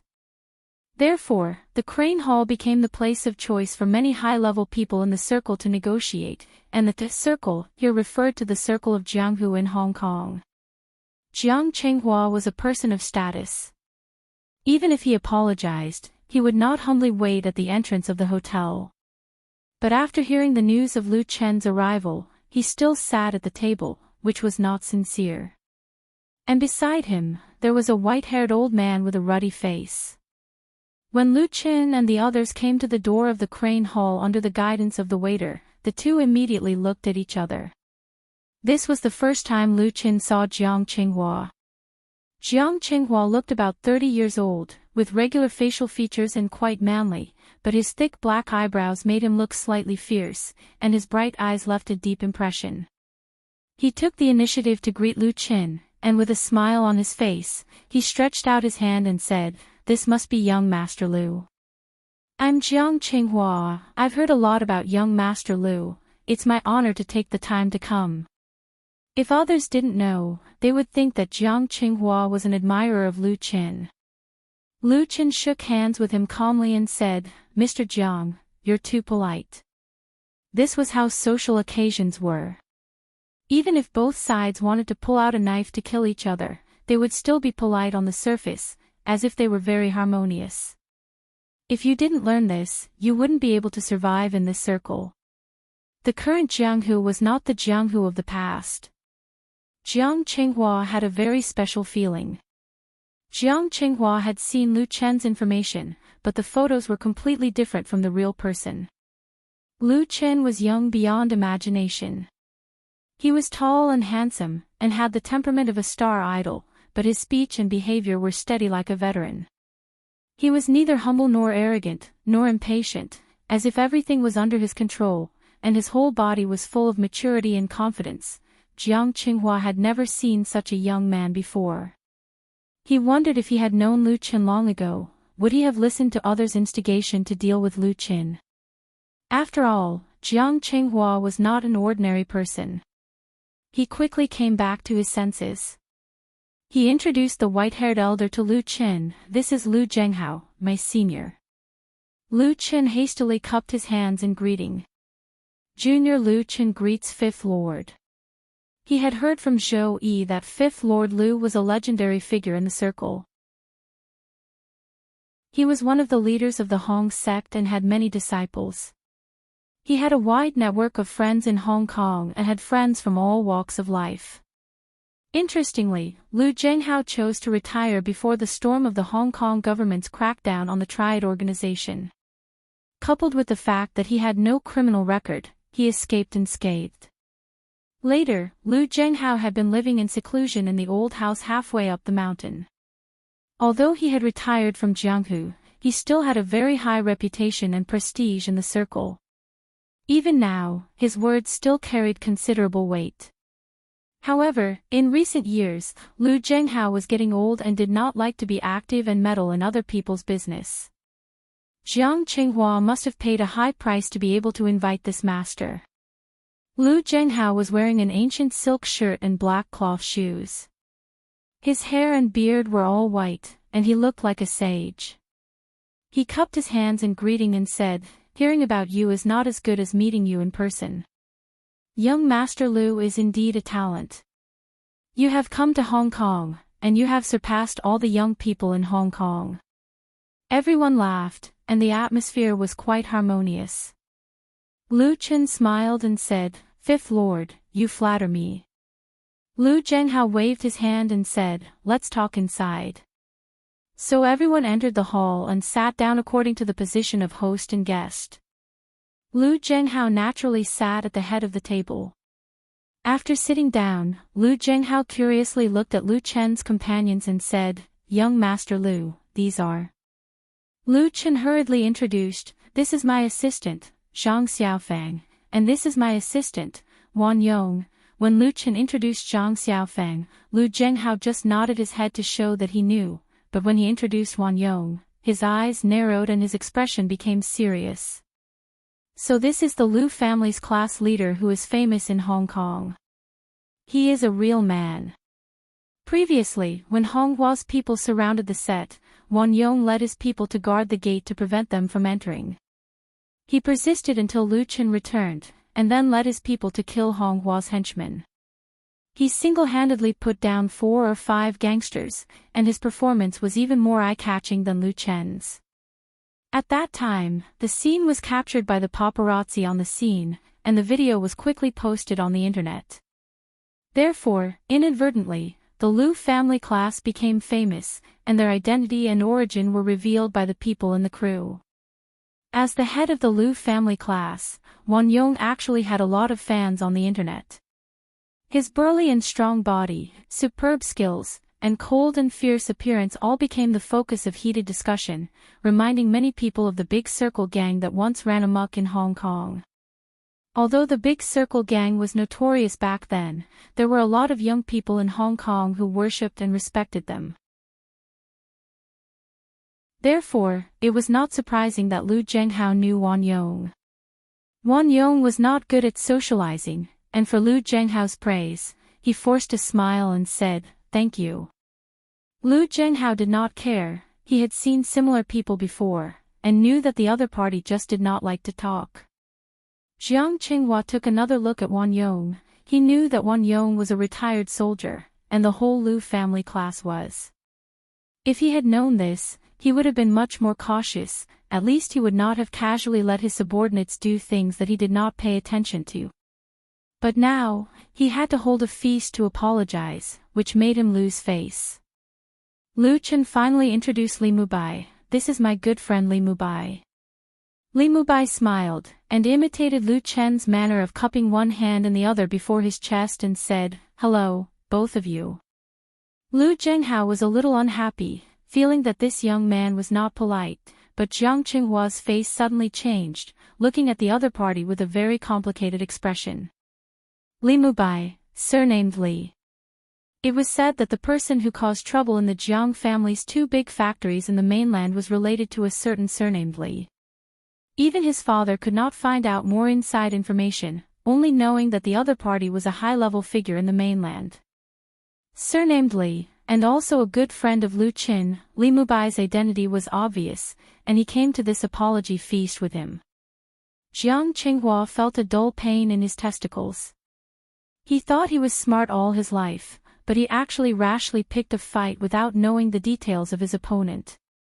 This failure was really asking for humiliation, and he had lost all his face. Since he lost, he had to admit it, but Jiang Qinghua did not intend to bear it alone. Compared to Lu Qin, he actually hated another person more. Chapter 505. After guessing Li Mubai's origin, Jiang Qinghua not only had a headache, but his head hurt even more. He has been wearing a dark gray hat, even after Lu Qin and others came, he didn't take it off. It's not that Jiang Qinghua doesn't understand social etiquette, nor is it that he is arrogant, but the hat covers the bandage wrapped around his head. Jiang Tai's ashtray hit was very heavy. Not only did it break Jiang Qinghua's head, but it also caused a slight fracture of his skull and a concussion.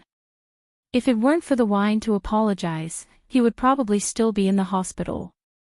Therefore, Jiang Qinghua understood very well how angry his father was at that time. The root cause was probably this mischievous playboy in front of him.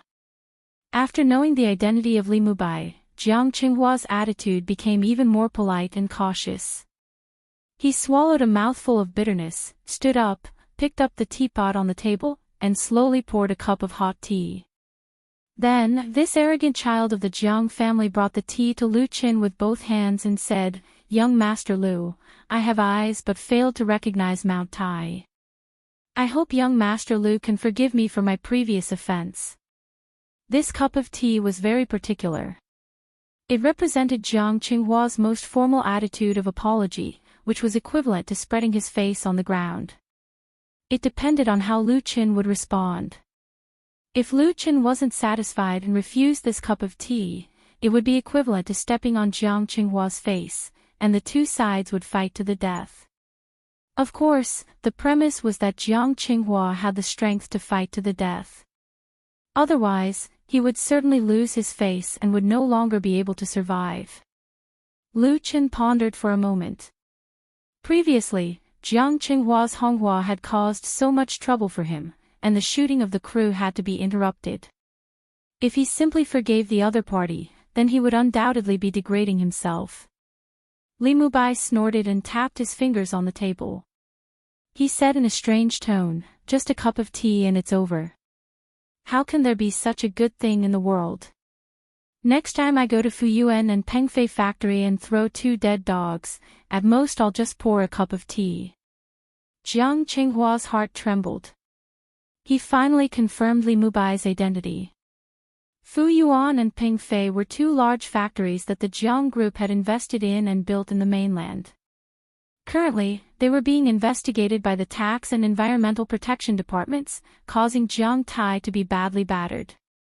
Jiang Qinghua hurriedly smiled apologetically and said, "Li Xiao's words are too serious. I have also prepared a gift as an apology." He winked, and the assistant standing behind him immediately presented a thin envelope to Lu Qin. Jiang Qinghua said, "This is just a small apology. Please accept it, young Master Lu." Lu Qin looked at Li Mubai, and the latter nodded slightly. He then opened the envelope on the spot. Inside the envelope was a check from a bank in China for 10 million yuan. In order to fight back against Honghua, Lu Qin had donated 5 million yuan to the Little Pet Foundation. Jiang Qinghua must have known that, so he was now taking out double the amount to apologize, which was very sincere. At this time, Lu Zhenghao said, "Young Master Lu, this time it was Xiao Zhang's fault, but he was also deceived and encouraged, so, let's be harmonious and make money." Lu Chen's eyes flashed. He put the check back into the envelope and gave it to Zhang Xiaofang to put away. He smiled faintly and said, "Since Fifth Master has said so, I will definitely give him face and let this matter go." With that, he took the teacup from Jiang Qinghua's hand. Lu Chen took the tea from Jiang Qinghua, and the atmosphere in the hall suddenly relaxed. Lu Zhenghao, Zhou Yi, and the others all had smiles on their faces. As Lu Zhenghao said, being harmonious and making money was the only way to make money. It was not the 70s and 80s anymore, and the old ways of fighting and killing were no longer feasible. Lu Qin sipped the tea in his cup, put down the teacup and said, but. Jiang Qinghua's face suddenly froze. What he was most worried about was that Lu Qin would be unforgiving and ask for more. Lu Qin continued, "But I'm curious, who on earth is deceiving and encouraging Mr. Jiang?" Lu Qin stared at him with bright eyes. Jiang Qinghua, on the other hand, breathed a big sigh of relief and said with a wry smile, "This matter is also shameful, but since young Master Lu wants to know, I will naturally tell you everything I know." In fact, even if Lu Qin did not ask, he would have taken the initiative to tell him. Jiang Qinghua was born in a rich and powerful family. It could be said that he had been living in luxury since he was a child, and his life had been smooth sailing. Even after he became independent, he had never suffered any losses in the business world. This time, he had suffered a particularly heavy and severe setback. Because of this, he hated the person who encouraged him to deal with Lu Qin the most. This person was not an ordinary person, but Cui Xingxian, the head of Huaguan Pictures. Huaguan Pictures was one of the top 10 film companies in China, and it was a subsidiary of Huaguan Entertainment Group. The current general manager, Cui Xingxian, was in his early 30s, and he was a young man in the mainland film and television circle. The common characteristic of young men was that they were ambitious. Cui Xingxian had always been unwilling to be lonely.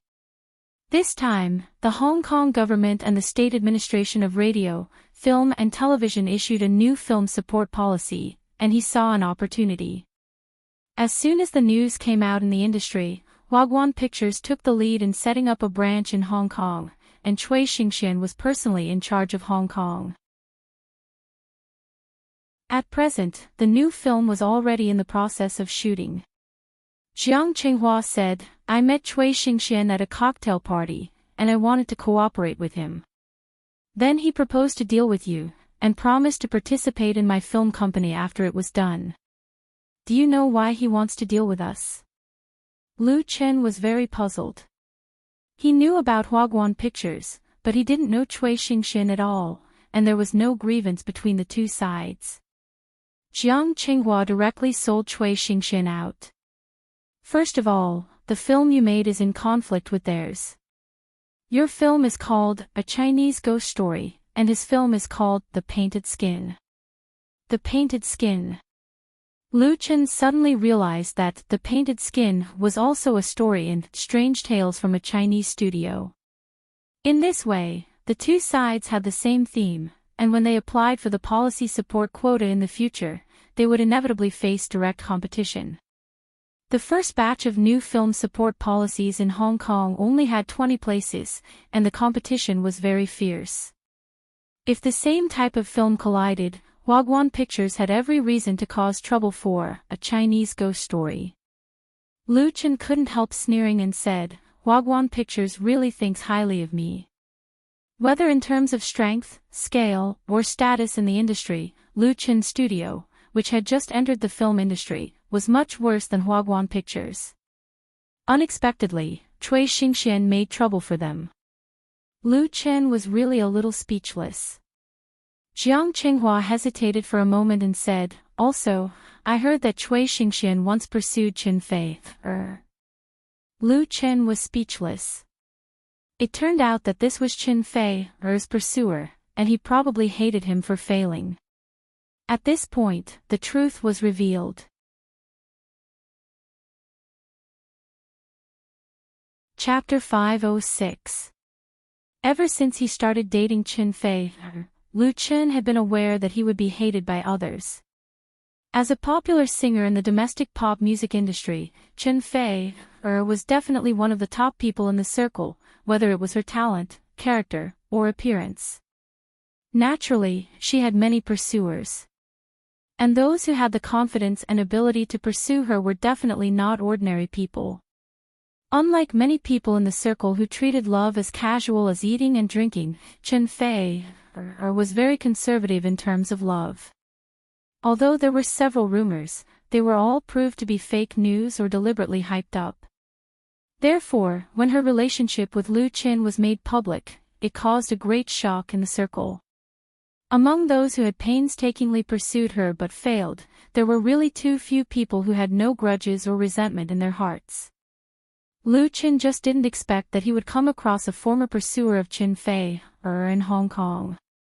Should we teach Cui Xingxian a lesson? When coming out of the Hentang Hotel, Li Mubai was eager to try. Let him know that we are not to be trifled with. Under the leadership of Lu Zhenghao, Jiang Qinghua apologized with tea and took out 10 million as compensation. The two sides shook hands and the storm came to an end. As for the trouble that Honghua was currently facing, it had nothing to do with Lu Chen. In general, such an ending was not bad. But the third young master of the Li family was eager to see the world in chaos. How dare he have ideas about Sister Fei? Let's beat him up. Lu Chen couldn't help laughing. Forget it. He already owed the Li family a lot. If he let Li Mubai deal with Cui Xingxian, it would be too immature. Even if it was to fight back against Cui Xingxian, Lu Chen had to rely on his own strength. Li Mubai was dissatisfied. Are we just going to let him go like this? Lu Chen shook his head. No, let's wait and see. If he wanted to fight back, he naturally had to fight back through the movie that was currently being filmed. As long as a Chinese ghost story could win the policy support slot and squeeze out the opponent's painted skin, that would be the biggest victory. This incident also made Lu Chen realize that not only did he have to shoot his own movie well, but he also had to understand his opponent's situation. Lu Chen left the task of gathering information to Qin Wenxiang. He took out the envelope with the $10 million check and handed it to Li Mubai. Li Mubai couldn't help but roll his eyes. What? Lu Chen said, of course it's for you. You contributed the most in this matter. You can't help for nothing, right? Li Mubai gave him the middle finger. Do you think I lack this little money? Lu Chen smiled and said, your sister has already called me. Don't be stubborn. Just take it. There's no need to be polite between us. Li Mubai, who had been exposed, suddenly couldn't hold on anymore. He said with a bitter face, my sister is too stingy. She asked me to come to Hong Kong to open a company and only gave me a few million. It's not even enough to eat with friends. Lu Chen laughed and forced the envelope into his hand. You can spend it first. If it's not enough, you can ask me for more. Li Mubai smiled and put away the envelope with a little embarrassment. The friendship between the two of them really didn't need to be hypocritical and polite, let alone a mere 10 million. It was late at night, and third young Master Li's nightlife had just begun. After taking the money, he called his friends. Of course, Lu Chen didn't accompany him. He asked Zhang Xiaofang to drive him back to his home in Repulse Bay. When he got home, Chen Fei hadn't fallen asleep yet. She was doing beauty maintenance. She was born beautiful, and her skin was better than most people's, but no one's face could stand the ravages of time. Youth couldn't last forever, and could only be delayed through beauty maintenance. Especially for actors who often put on makeup, skin care was a very important daily work. "You're back." With a mask on her face, she asked vaguely, "How's it going?" Lu Chen took off his coat, hugged his girlfriend, then sat down on the edge of the bed and said, "We made up." Chen Fei chuckled and said, "Peace makes money. But then again, what's their purpose in doing so much? Do they want to invest in your film or studio?" Lu Chen hesitated for a moment and answered truthfully, "It was ordered by someone else." Ordered by someone else? Chen Fei was surprised. She took off the mask and asked, "Do you know who it is?" It wasn't terrible to have enemies. In the entertainment circle, if you didn't want to be in cahoots with others, you would definitely offend someone. What was terrible was that the enemy was hiding in the dark and stabbing you at the critical moment. Chen Fei had been in the entertainment circle for more than 10 years, and she had seen the sinister people in the circle, so she was particularly concerned. "It's Huaguan Pictures," Lu Chen had to explain. "They are also shooting a film in Hong Kong, and the theme is the same as ours. It's also based on the story in Strange Stories from a Chinese studio, so there's a direct competition." Huaguan Pictures. Chen Fei frowned and said, "I've seen the general manager of Huaguan, but Cui Xingxian." She shook her head, and there was a trace of disdain in her eyes. "He's arrogant and feels good about himself. Let's not talk about this." Lu Chen smiled and held her in his arms. "Honey, let's go to bed early." Then, he kissed Chen Fei's fragrant lips. Chen Fei giggled and reached out to cover his mouth. "I haven't taken a shower yet." Lu Chen had to let go of her reluctantly. Chen Fei slowly got up and walked to the bathroom. After a few steps, she stopped and looked back at Lu Chen with a seductive look. "Do you want to go together?" Lu Chen was overjoyed and jumped up. It was a charming night. The next day, the shooting of A Chinese Ghost Story continued. Chen Fei, who had begun to get into the mood, performed better and better. The number of NGs was pitifully few, which made director Wan Xiaoquan very satisfied. Now that the trouble had been completely solved, the operation of the crew was smooth, and the morale of the crew was high. It was expected that all the shooting would be completed within the limited time. In the afternoon, Chen Wenxiang brought a piece of information to Lu Chen. This information, which was not very detailed, surprised Lu Chen more or less, because he only now knew that there were more than 20 film and television agencies in the country that had started shooting new films in Hong Kong. In addition to the films that the local film companies in Hong Kong had already finished shooting or had just started shooting, there were at least 100 films participating in the competition for policy support next year. The competition was definitely extremely fierce. According to the information that Chen Wenxiang had learned, in addition to the Painted Skin of Huaguan Pictures, there were also Eternal Love, Spirit Fox, and many other new films that were similar to the theme of A Chinese Ghost Story. A Chinese Ghost Story was facing the competitive pressure of strong opponents. Whether it could stand out among these similar films and get the precious pass was undoubtedly still unknown. But Lu Chen was not afraid of challenges.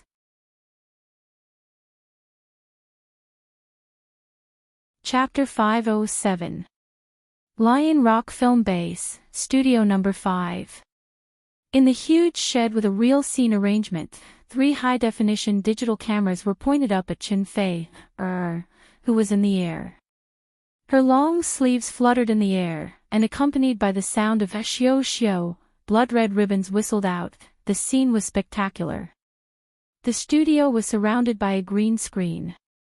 This kind of shooting method, which used real scenes and post-production special effects, was the most popular, and the most mature technology. Cut. Wan Shaoquan waved the script in his hand and praised loudly, "Good."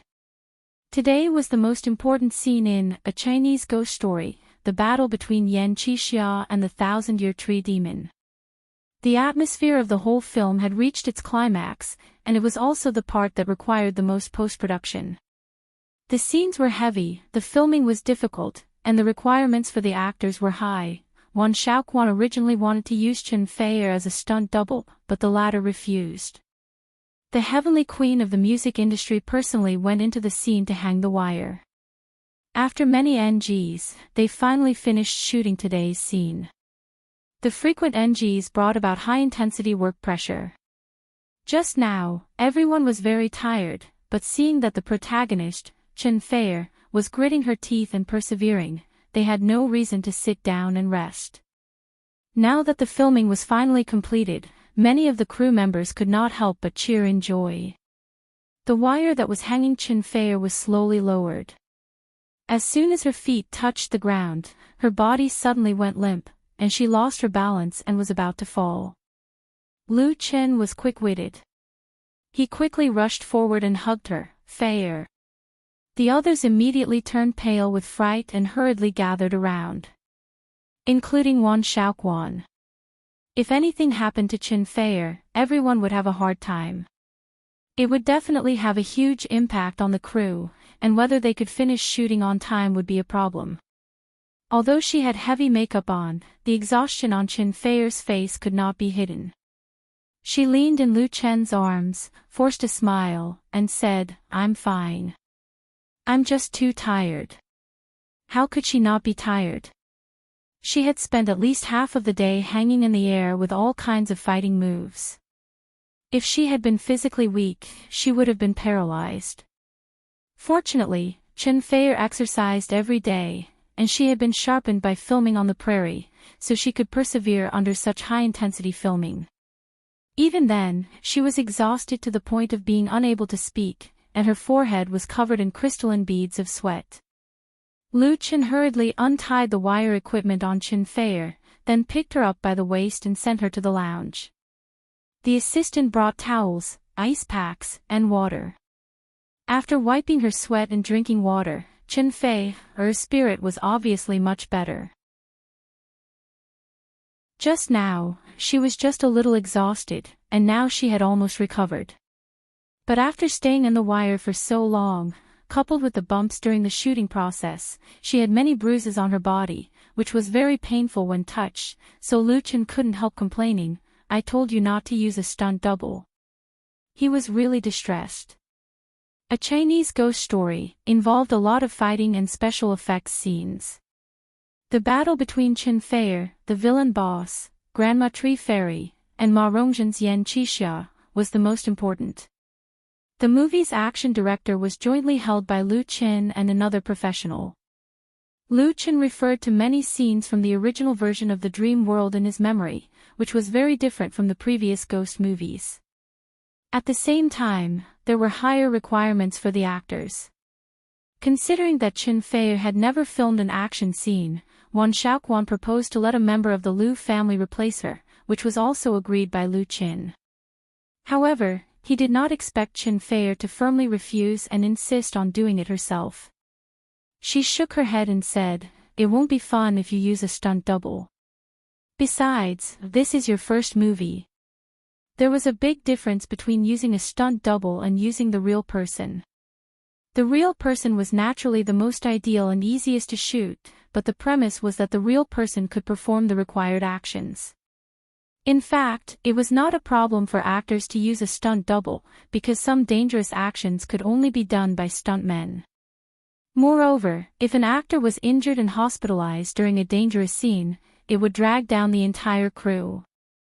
It was just that nowadays, many star artists, especially young actors, would habitually use a stunt double when they encountered a slightly more difficult scene, and did not work hard to improve their own ability level. Many directors and producers, in order to catch up with the progress, often tacitly agreed or even supported this. The consequence of this practice was that when the audience watched a movie or TV series, they would always feel that the scene of a stunt double was fake and unreal, and even exposed. Chen Fei was turning to film and television. Her requirements for herself were obviously not satisfied with the female lead in Autumn in My Heart. If she did not do a move well, she would have to repeat it 10 times to pass. It would be strange if she was not tired. Lu Chen was moved and said, "Compared to the movie, you are the most important." The pursuit of career was his life goal, but in Lu Chen's heart, the most important thing was not career and fame, but family, lover, and friends. So what if he gave up the whole world for them? Chen Fei felt Lu Chen's sincerity and love from the bottom of his heart. She smiled sweetly and gently held Lu Chen's hand. A wordless sweet and warm atmosphere pervaded the small lounge. The assistant quietly shrank to the corner, trying to make himself invisible so as not to disturb the two. Unfortunately, some people did not see this scene. "Fei, are you okay?" Wan Xiaoquan came over and asked with concern, "Do you want to go to the hospital for a checkup or something?" Although Chen Fei was not the real female lead, in the eyes of this director, she was much more important than Ye Mingzhu, so he naturally cared about her. Chen Fei was a little embarrassed and let go of Lu Chen's hand. She smiled and said, "I'm fine. I'll be fine after a night of rest. Then rest for one more day." Wan Xiaoquan said seriously, "The scenes to be shot tomorrow are not very important. Let the double do it." He was afraid that Chen Fei would be stubborn again and insist on acting by herself, so he quickly added, "You have a good rest. Then we will work together the day after tomorrow and finish all your scenes." Lu Chen said quickly, "Director Wan's words make sense." Chen Fei rolled her eyes at Lu Chen coquettishly. She hesitated for a moment and nodded. "Okay, Director Wan." She was not the kind of person who did not know what was good for her. She would not do something that was obviously not necessary. Wan Xiaoquan suddenly felt relieved and said with a smile, "You have been in Hong Kong for more than 10 days. Tomorrow, let Lu Chen play with you. Leave the rest to us." Chapter 508. Be gentle. It's so sore, a little harder, a little lower. It's here. In the spacious bedroom, the lamp on the bedside table was on, the soft orange light sprinkled on the big bed, and also sprinkled on the body of Chen Fei, who was lying on her stomach. She was only wearing a nightgown, her jade back was bare, and half of her breasts were exposed.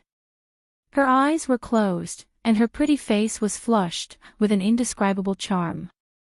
As for the strange and greasy voice, the culprit who made her moan softly, was currently moving his hands up and down her body, busy to the point of sweating profusely. Chen Fei, whose vital part was pressed, couldn't help but let out a long moan, like a swan that was shot by an arrow. She couldn't help but raise her pink neck, and then heavily fell down, hitting the soft pillow. After a long time, she came back to her senses, turned her face to the side, opened her starry eyes, and weakly asked, "Where did you learn this from? It's really amazing." Lu Chen sat on the edge of the bed, picked up the bottle on the bedside table, poured some medicinal oil into his hand, and said with a smile, "I used to know an old massage master, and learned a few moves from him. Do you feel better now?" Today, Chen Fei hung on the wire on the set for half a day, and when she returned home at night, she was lying on the bed, so tired that she couldn't get up, and after taking off her clothes, her body was covered with bruises. Lu Chen looked distressed, so he rummaged through the medicine cabinet, found a bottle of medicinal oil, and gave Chen Fei medicine and massage. He bought the medicinal oil when he went shopping last time. It was an authentic Xiangjiang time-honored brand, the materials used were very authentic, and the method of using medicinal oil to massage to reduce bruises came from Mo Ran's memory. Mo Ran had been practicing martial arts since she was a child, so injuries from falls were common. Therefore, she had learned a set of treatment methods, which happened to be used by Lu Qin on Qin Fei. The effect was really good. The medicinal oil was kneaded and seeped into the skin, and the bruises under the skin dissipated a lot. Most of these bruises were caused by hanging on the wire for a long time, and some of them were caused by bumps during the filming process. Although they were not serious injuries, the consequences would be very troublesome if they were not treated. Qin Fei turned to look at Lu Qin, who was massaging her arm. Her eyes were filled with happiness and sweetness, but after her body and mind were completely relaxed, sleepiness washed over her like a tide, causing her eyelids to droop. Soon, Qin Fei's breathing became long and smooth, and he fell into a deep sleep. There was still a faint smile on her lips. Lu Qin put down her arm and carefully covered her with a thin blanket. He then turned the brightness of the lamp to the lowest setting. After doing all this, Lu Qin left the bedroom. He still had a lot of work to do. The next day, when Qin Fei woke up from her sleep, the first thing she saw was Lu Qin, who had just walked into the bedroom with eggs and hot porridge.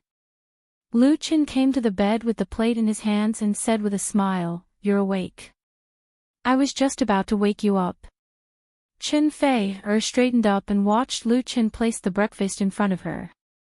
She asked, "What time is it?" Lu Qin smiled and said, "It's noon. You must be hungry now, right?" "It's noon." Hearing Lu Qin's words, Qin Fei really felt hungry. She couldn't help blushing and said coquettishly, "Why didn't you wake me up earlier?" Lu Qin smiled and said, "You slept like a pig. How could I wake you up? It's not too late now." Qin Fei wrinkled her nose and said, "You're the pig." It was very strange that Qin Fei was several years older than Lu Qin, and her debut event was much longer than Lu Qin's. However, in front of Lu Qin, she preferred to be a spoiled little girl. Because this feeling made her very warm and comfortable. Lu Qin reached out to scratch her nose and said, "Eat breakfast first, then go wash your face and brush your teeth. I'll take you to a party in the afternoon." Qin Fei asked curiously, "What party?" Lu Qin said, "You should know that the Bell Tower Music Salon of Lan Kuai Fong was invited by Yi Xian." Yi Xian was a well-known singer in Xiangjiang, and his position was between the second and third tier. When Lu Qin first came to Xiangjiang, he went to Lan Kuai Fong to play and sang on the stage with Yi Xian at La Dolce Vita 97 bar, so he got to know him.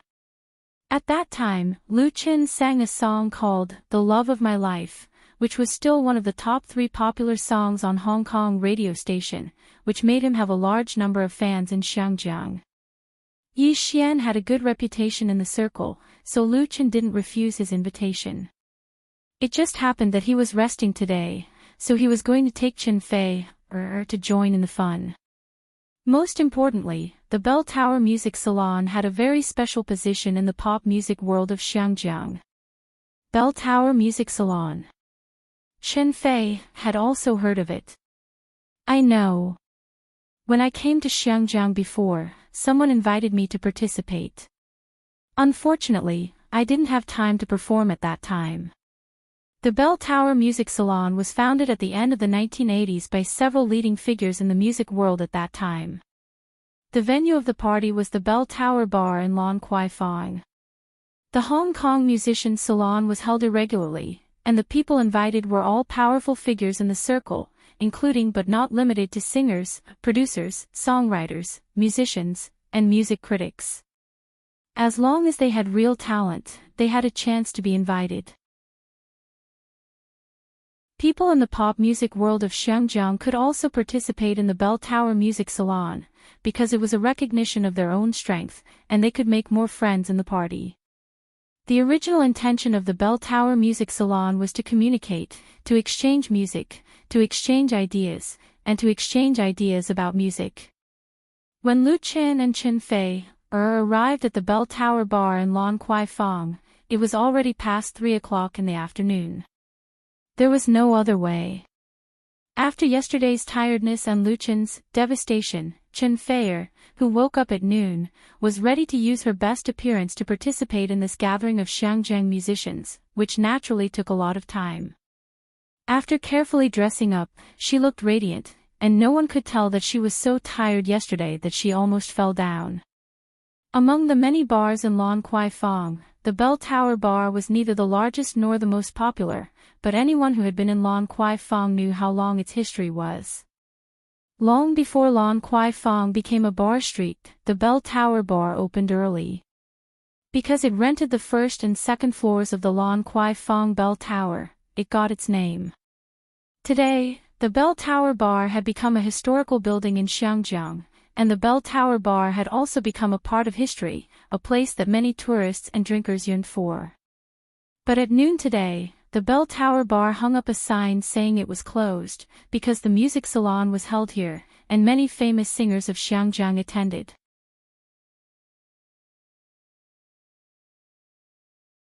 Chapter 509. The 7-story European-style bell tower stood out among the buildings in Lan Kwai Fong. The vicissitudes of 100 years had left indelible traces on this building. It still stood proudly in the wind and rain, silently witnessing the rise and fall of Hong Kong. Compared with the other bars in Lan Kwai Fong, which were full of neon lights, the exterior decoration of the Bell Tower Bar had a lot more taste of the precipitation of time. It was deep and restrained and rich in style. A simple copper signboard with beautiful hand-engraved characters, under the orange light of the antique lamps, inadvertently attracted the attention of passers-by and tourists. Unfortunately, the Bell Tower Bar was not open to the public tonight, but there were many figures holding long and short cameras wandering on the street outside the bar. There was no doubt that they were paparazzi who got the news and came to grab the news. The Bell Tower Music Salon was a gathering of Hong Kong musicians. The initiator was a famous figure in the Hong Kong pop music world. The time of the event was not fixed, and the people invited were also not fixed. But those who were qualified to be invited were all people with identity, status, or ability in the circle. Therefore, it was very normal for paparazzi to appear outside the bar. They had the most sensitive sense of smell. Any movement in the circle would be known, and they would appear in a specific place as soon as possible. At 4 o'clock in the afternoon, far from the time when Hong Kong's nightlife began, most of the bars in Lan Kwai Fong had opened for business, and the streets were full of people, many of whom were tourists from all over the world. Suddenly, flashes were lit in the crowd, accompanied by high and low screams. Wu Yanan. Jiang Wei. Look, it's Xu Wenhua. These names represented the shining stars in the Hong Kong pop music world, so they immediately attracted the attention of passers-by, and everyone gathered around to watch the fun. Those celebrities recognized by the paparazzi quickened their steps and walked into the bar under the cover of their assistants.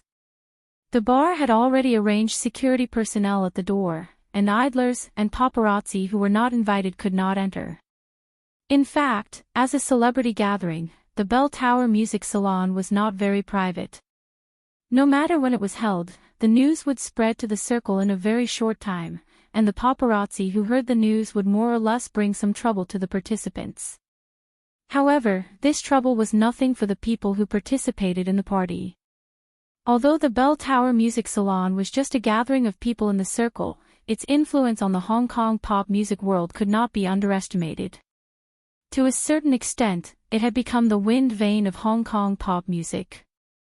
However, it must be admitted that the status of Hong Kong pop music was quite embarrassing, far from the glory of the past. The influence of the Bell Tower Music Salon was also declining, but it was becoming more and more popular. When Lu Chen and Chen Fei arrived at the Bell Tower Bar, there happened to be a well-known singer in front of them. The The paparazzi's attention was on the other party, so they ignored them. The paparazzi's in lieu of Bell Tower Bar. And they saw a. The interior of the Bell Tower Bar was decorated in an extraordinary style. The designer's painstaking creativity could be seen everywhere. On the right side of the door was a long starlight wall, on which hundreds of celebrity photos were hung. Mr. Liu Qin, Mississippi Chin Fei, the one who welcomed Liu Qin and Qin Fei, was a middle-aged man with an elegant demeanor. He wore a white casual suit and had a warm and gentle smile. He had the charm of a mature man. I am the host of this Bell Tower Music Salon, Guo Huai, and welcome. Of course, the host of the Bell Tower Music Salon was not an unknown person. This Guo Huai was a famous host of Hong Kong's satellite TV, a famous speaker in the news circle, and a columnist. Guo Huai came from a famous family in Hong Kong and had a wide range of contacts in and out of the circle. In addition, he had a good character, so he had been the host of the Bell Tower Music Salon for several consecutive years. When Yi Xian called to invite Liu Qin, he specifically mentioned this host. In fact, with Yi Xian's status in the Xinjiang pop music world, he was not qualified to directly invite Liu Qin and Qin Fei, to participate in the Bell Tower Music Salon. However, as a participant of many music salons, he recommended to the promoter. After getting the latter's approval, he called Liu Qin. The invitation was sent to Liu Qin's studio yesterday. Hello, Mr. Guo. Liu Qin and Qin Fei shook hands with him. When shaking hands with Qin Fei, Guo Huai's eyes flashed with amazement. He said half-jokingly, I found it was a mistake to invite Mississippi Qin Fei here today. Qin Fei was stunned. Ha! Guo Huai immediately smiled and said, because you are more beautiful in real life than in the photo. When everyone's attention is focused on you, no one will pay attention to me, the host. Liu Qin and Qin Fei couldn't help laughing. Guo Huai was an interesting person, and his jokes were very good. The most important thing was that he used standard Mandarin to talk to the two of them, not Cantonese. Liu Qin and Qin Fei were both from the mainland. This was a respectful attitude. Qin Fei smiled and said, I think Mr. Guo's humor is enough to make everyone ignore my existence. Guo Huai laughed and said, Miss Chen is really good at joking. He said to the two of them apologetically, there are still many guests coming, so please excuse me. How about we talk later? Liu Qin smiled and said, thank you. The overall layout of the Bell Tower Bar was similar to that of many ordinary bars. It was divided into 2 floors, with a performance stage suspended in the middle. However, because of the need to hold a salon, most of the tables and chairs had been removed and replaced with more comfortable sofas.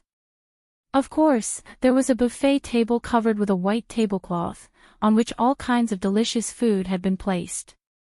Braised lamb with herbs, grilled filet steak, American-style fried bacon, fruit salad, cream cake. The silver tableware was very tempting, and the fragrance was simply mouth-watering. It was said that the independent dinner of the Bell Tower Music Salon was prepared by famous Western chefs in Hong Kong. The selection of ingredients was excellent, and the standards were quite high. Although it was not yet time for dinner, the buffet was probably prepared early to take care of the needs of the guests. There were already 20 or 30 guests in front of Liu Qin and Qin Fei. They were either sitting on the sofa in 2s or 3s, talking and laughing, or holding champagne or enjoying delicious food. The atmosphere was warm but not noisy. Liu Qin reached out and asked a waiter for 2 glasses of champagne, one for Qin Fei. Then he was going to find a place to sit. However, before he found a place, someone found him first. Liu Qin.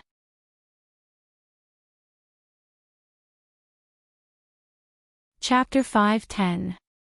In the entertainment industry of Hong Kong, Liu Qin was a complete newcomer.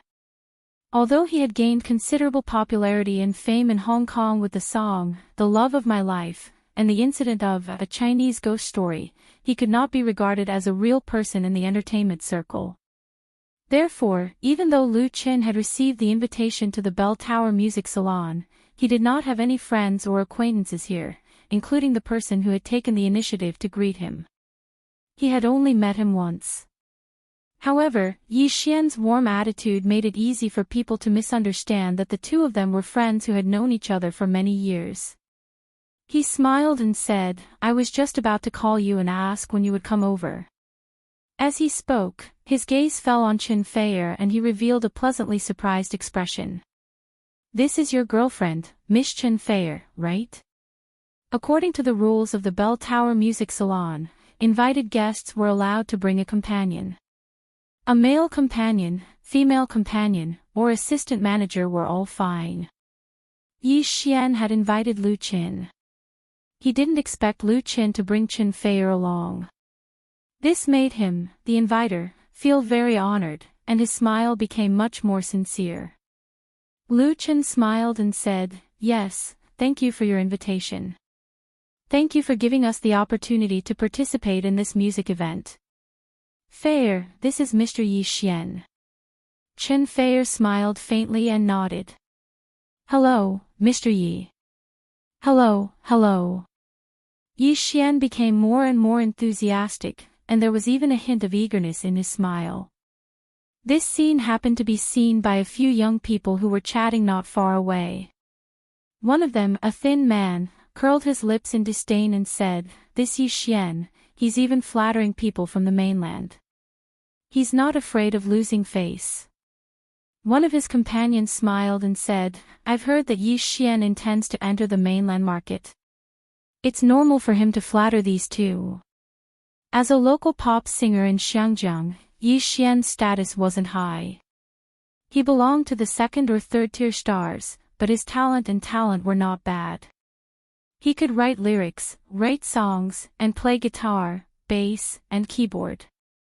He was quite popular with fans on many occasions. In terms of conduct, Yi Xian's personality was rather tactful. He never easily offended others, nor did he take the initiative to scheme against others. He didn't speak ill of others behind their backs, and he didn't act like a big shot. He would never have a temper. This made Yi Xian quite popular in the circle, which was why he was able to participate in the Bell Tower Music Salon so many times.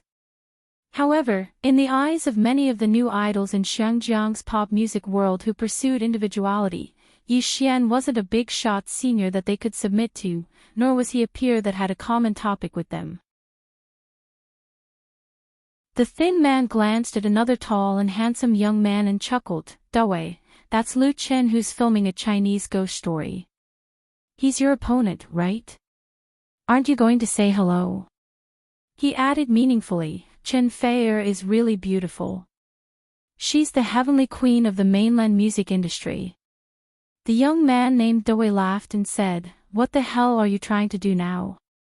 The thin man shrugged innocently and said, "I'm not playing tricks, I'm just stating the facts. If you don't want to go, it doesn't matter. It's not like we're friends." Dawei curled his lips and expressed his contempt for the thin man's clumsy provocation. However, after pondering for a moment, he still picked up a glass of champagne and walked towards Lu Qin. Although he knew that his companion was deliberately provoking him, his pride made it impossible for him to retreat. Seeing that Dawei was really going to greet Lu Qin, the thin man's lips curled into a sly smile. He also picked up a glass of wine, gently shook it and said, "There's a good show to watch." The other two companions also laughed. "You are Lu Qin?" Dawei walked straight to Lu Qin and asked bluntly. Lu Qin, who was chatting with Yi Xian, was stunned. He didn't know who this slightly aggressive fellow was. The avant-garde dress, handsome appearance, and not low height. The other party's age and image were the popular, little fresh meat type in the entertainment industry, including the arrogance and confidence between his eyebrows. Yi Xian was still smooth and quickly introduced. Lu Chen, this is Jiang Wei from Star Art Entertainment, the star of hope of our Hong Kong pop music industry. He has already released a music album in the past year. However, Lu Chen had never heard of Jiang Wei's name. He just nodded out of politeness and said, "Hello." The other party's attitude made Lu Chen unhappy, so his attitude could not be said to be enthusiastic. Is the star of hope of Hong Kong pop music very powerful? However, Lu Chen's cold attitude made Jiang Wei very unhappy, and what annoyed him was that Lu Chen did not have any reaction to his name, as if he did not exist in his eyes at all. As a new generation of idol artists in Hong Kong entertainment industry, this was the most intolerable thing for Jiang Wei. He raised his chin and said, "Please remember my name, because I will be the one to defeat you." After saying that, Jiang Wei turned around and left. However, when he left, he couldn't help but take another look at Chen Feier. There were quite a few guests who had already arrived at the Bell Tower bar, including several female celebrities and socialites in the circle. There were also many guests who had brought their female companions, and there were quite a few beauties present. However, regardless of appearance or temperament, none of them could compare to Chen Feier. Jiang Wei was also a little tempted. However, as arrogant as he was, he would never choose this time to curry favor with Chen Feier. His provocation towards Lu Chen was also to leave a deep impression on Chen Feier. However, Chen Feier looked at the champagne glass in his hand with a smile on his face, as if he did not exist at all. Yi Xian, who introduced him to Jiang Wei, couldn't help but feel awkward. He said with a wry smile, "Jiang Wei, he is the male lead of the new film, Painted Skin, produced by Star Art Entertainment and Huaguan Pictures." As expected, Yi Xian never spoke ill of others behind their backs, even if the other party had just slapped him in the face. However, he pointed out Jiang Wei's other identity. Lu Chen suddenly understood. It turned out that he was really a competitor. No wonder he said he wanted to defeat him. Some time ago, due to the accident of the crew, Lu Chen specially asked Chen Wenxiang to collect information about the new movies that were being filmed in Shangjiang at the same time and were interested in participating in the competition for the support policy. Know yourself and know your enemy, and you will never be defeated. He had neglected this point in the past, until the emergence of Huaguan Pictures. In this circle, most of the time, it was not just about doing your own thing, but also about paying attention to your opponent's movements. Only in this way can you make targeted adjustments at any time and make yourself invincible. Among the opponent information that Chen Wenxiang had collected, the new film, Painted Skin, produced by Star Art Entertainment and Huaguan Pictures was undoubtedly the most important, because this film was undoubtedly the biggest competitor of A Chinese Ghost Story. It was true that enemies would not meet unless they met. Lu Chen did not expect to meet the male lead of Painted Skin at the music salon. He finally remembered Jiang Wei's name. The entertainment circle of Shangjiang was really small.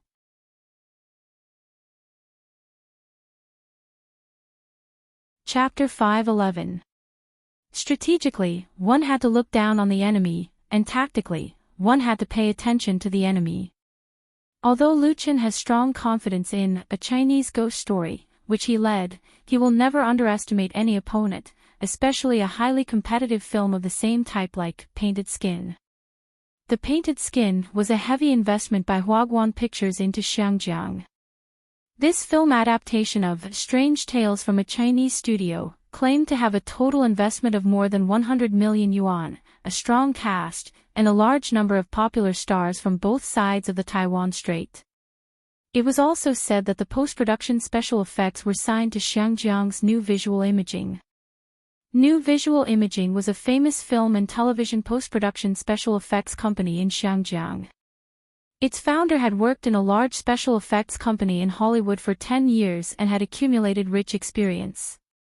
He returned to Shangjiang to start a business and recruited a large number of professional talents. He participated in the production of many blockbusters in Shangjiang and the mainland, and had a good reputation in the industry.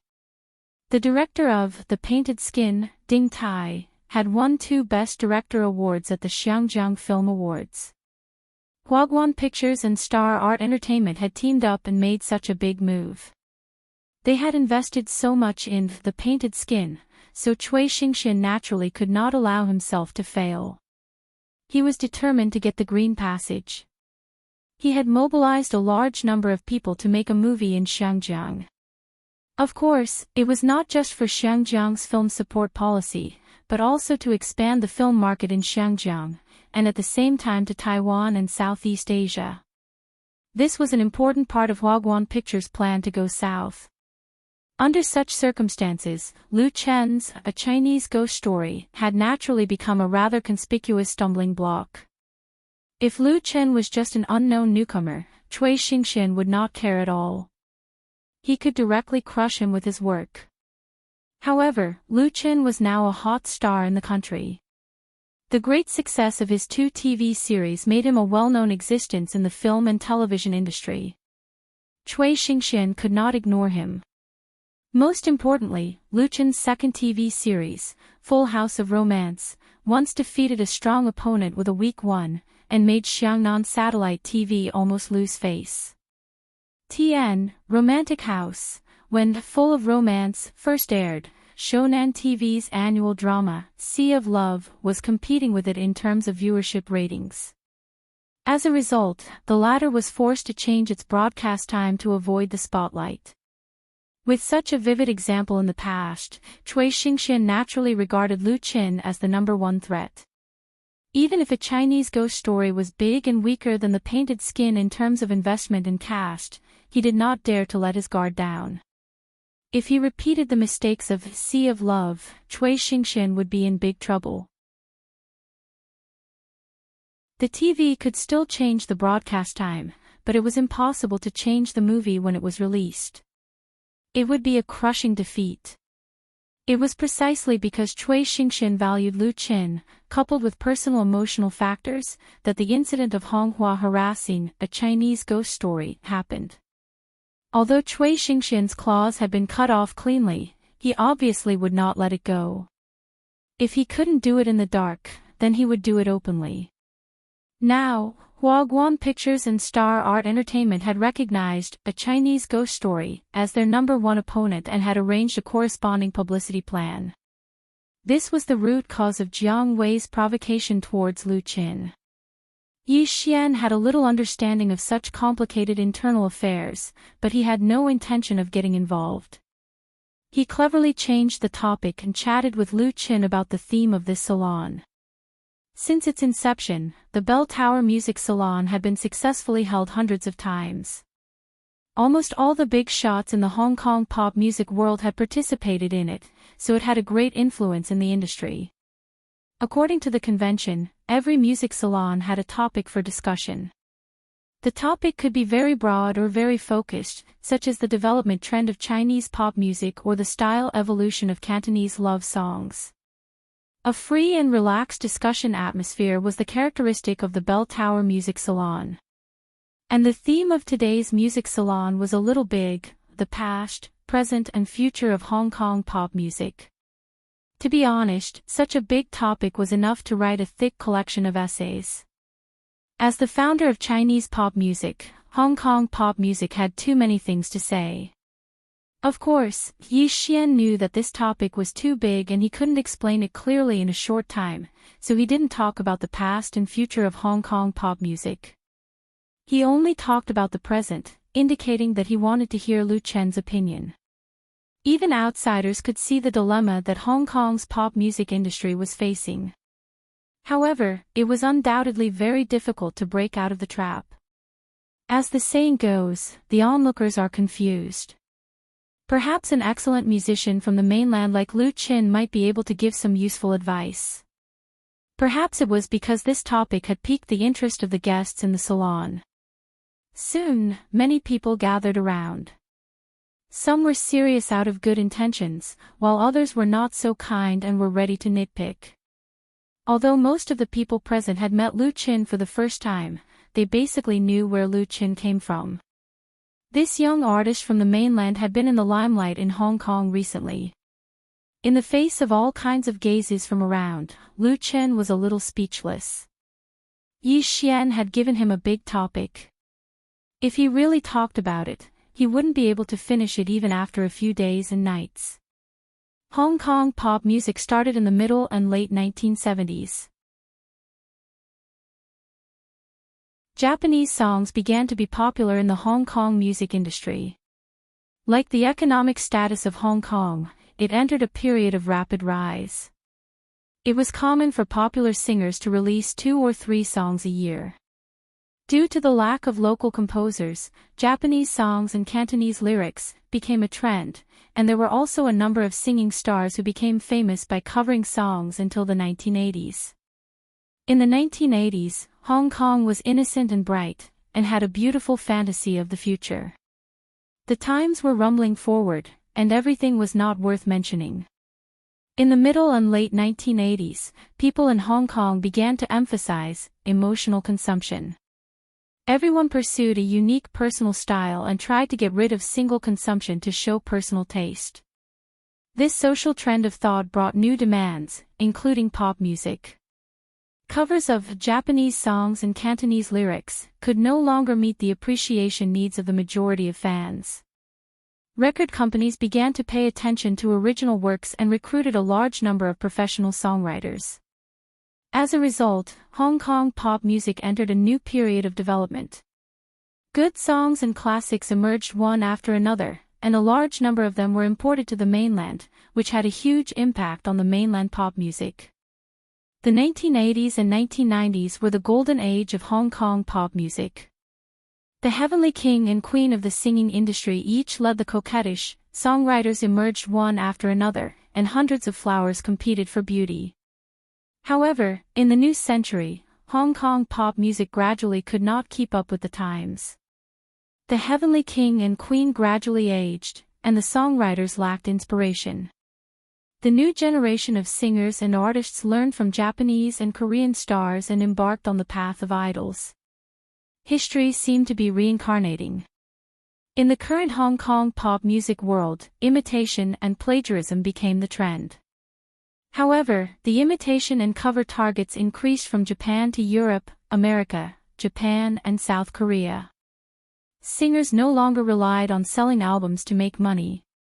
It was mainstream for celebrities and singers to sell their looks and looks. This was where the interests of the major entertainment media companies lay, so how could they abandon this good way to make money? As for the Hong Kong pop music world, who cared about life and death? There was a dilemma, and it was difficult to break it. The current situation of Hong Kong's pop music world had many similarities with that of the mainland. How could Lu Chen have the ability to break the predicament with bold words? But if he did not say anything, or only said something in general, he would be looked down upon. After thinking about it, Lu Chen decided to say something.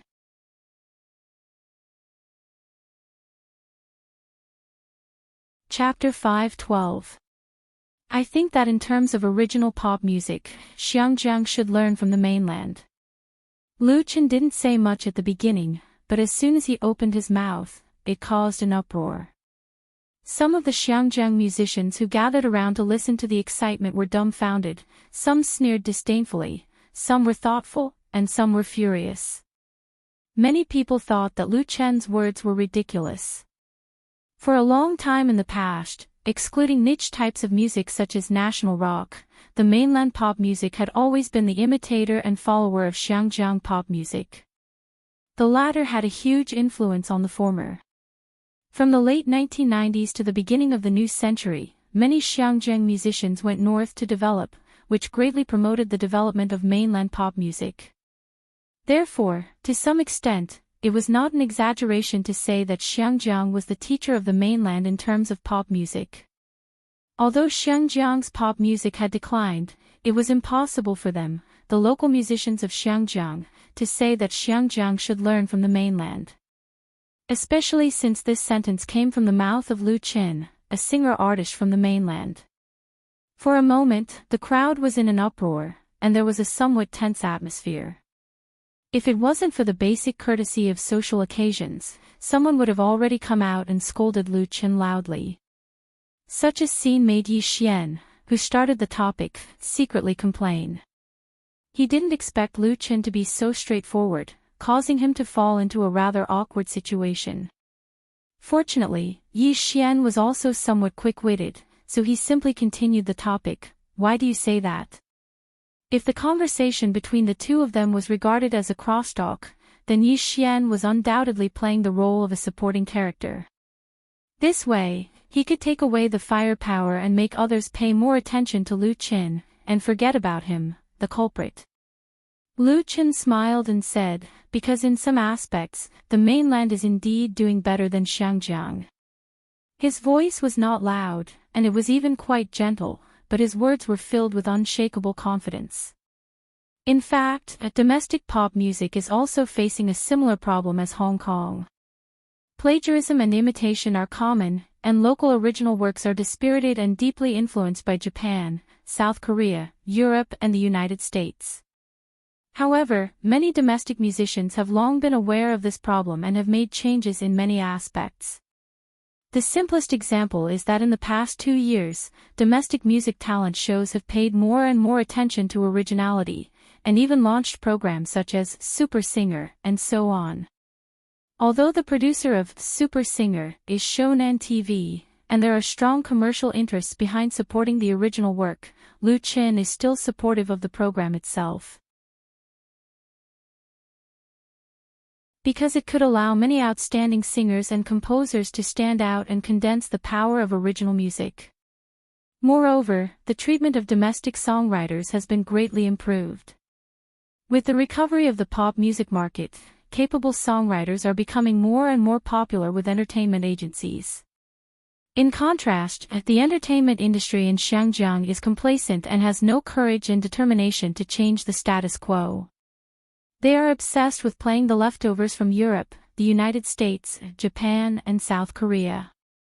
They frequently launch idol artists to hype and publicize, stare at the pockets of young people in Xiangjiang and never take originality seriously. Especially in Xiangjiang's talent show, Miss Xiangjiang, Miss Asia, Idol Awards, and so on occupy the mainstream. It looks lively and glorious, but after taking off the gorgeous and noisy coat, what's left inside? Lu Chen said bluntly, when I was a child, I listened to a lot of excellent and classic Cantonese songs, but now I still listen to those old songs. Isn't this the problem of Xiangjiang pop music in terms of originality? Many people around fell into silence, because what Lu Chen said was completely true, and they could not refute it. Some people were not convinced and asked, is the original work in the mainland really better than in Xiangjiang? Lu Chen smiled and said, I'm not modest to say that it's true. I'll take myself as an example. I'm also a songwriter. At present, my personal studio's offer to the public is 1 million yuan per work. 1 million yuan per song. There was a sudden sound of light exclamations and gasps around, because this price was completely beyond their expectations. It should be known that the best songwriter in Xiangjiang, Ouyang Durong, was only around 300,000 yuan for a song. The height determines the thickness and level. With Lu Chen as a benchmark, the value of the original work in the mainland must not be low, at least far beyond the level of Xiangjiang. Someone muttered doubtfully, is it true or not? When Lu Chen first came to Xiangjiang, when he attended a charity auction, he took out a work as an auction item and sold it at a high price of 1 million yuan. This matter was also spread in the circle, but not many people took it seriously, because many charity auctions were just hype. A so-called modern art painting with random graffiti could be sold for tens of millions of yuan. Everyone in the industry was well aware of the trickery involved. But now that Lu Chen said it himself, it was different. If he bragged, he would become a joke in the circle. Of course it's true. Someone answered for Lu Chen decisively, Mr. Lu Chen is the most outstanding music composer in the mainland. As far as I know, his studio's work has been arranged until 2018, and he has temporarily stopped booking. Everyone's eyes were focused on the other party. Madame Jean. It was Jean Mingxiu, the boss of Madame Jin's entertainment company, who came forward to testify for Lu Qin. The doubters were suddenly speechless. Jean Mingxiu was born in a famous family. When she was in her 20s, she founded an entertainment company, involved in the production of movies and TV variety shows, and trained artists and singers. For decades, she had sent a large number of talents to the entertainment industry in Xinjiang. Famous actors Lu Jian, Gu Rong, singers Gao Mingfeng, Li Li, and so on were all taught by Madame Jean. In the entertainment industry in Xinjiang, she was definitely at the top. Although she did not have the status of a superstar, any superstar or queen would give her some face. Her testimony naturally carried a lot of weight. Jean Mingxiu ignored the surprised eyes around her and said to Lu Qin with a smile, "Lu Qin, long time no see." Then, this famous figure in the entertainment industry in Xinjiang walked forward and held Chen Feier's little hand, with a look of surprise as if they had not met for a long time. "Feier, you are getting more and more beautiful." Chen Feier grinned and said, "Sister Jean, you are getting younger and younger." Madame Jean shook her head. "Don't make fun of Sister Jean. If I had known that you two were invited to participate in the salon, I would have come earlier." Holding Chen Feier's hand, she looked around and said seriously, "I just listened to a few words, and I feel that what Mr. Lu Qin said is very reasonable. The current situation of Xinjiang's pop music needs us to work together to change it. It's not enough to just talk. We need action. I suggest that we create a competition to encourage and support original music. It's not a problem to use the form of a real talent show. As long as we can let Xinjiang's pop music and Cantonese songs regain their glory, it will be worth it no matter how much we pay." Madame Jin's aura was undoubtedly strong. As soon as she appeared, she attracted everyone's attention and also pulled the topic caused by Lu Qin to a higher level.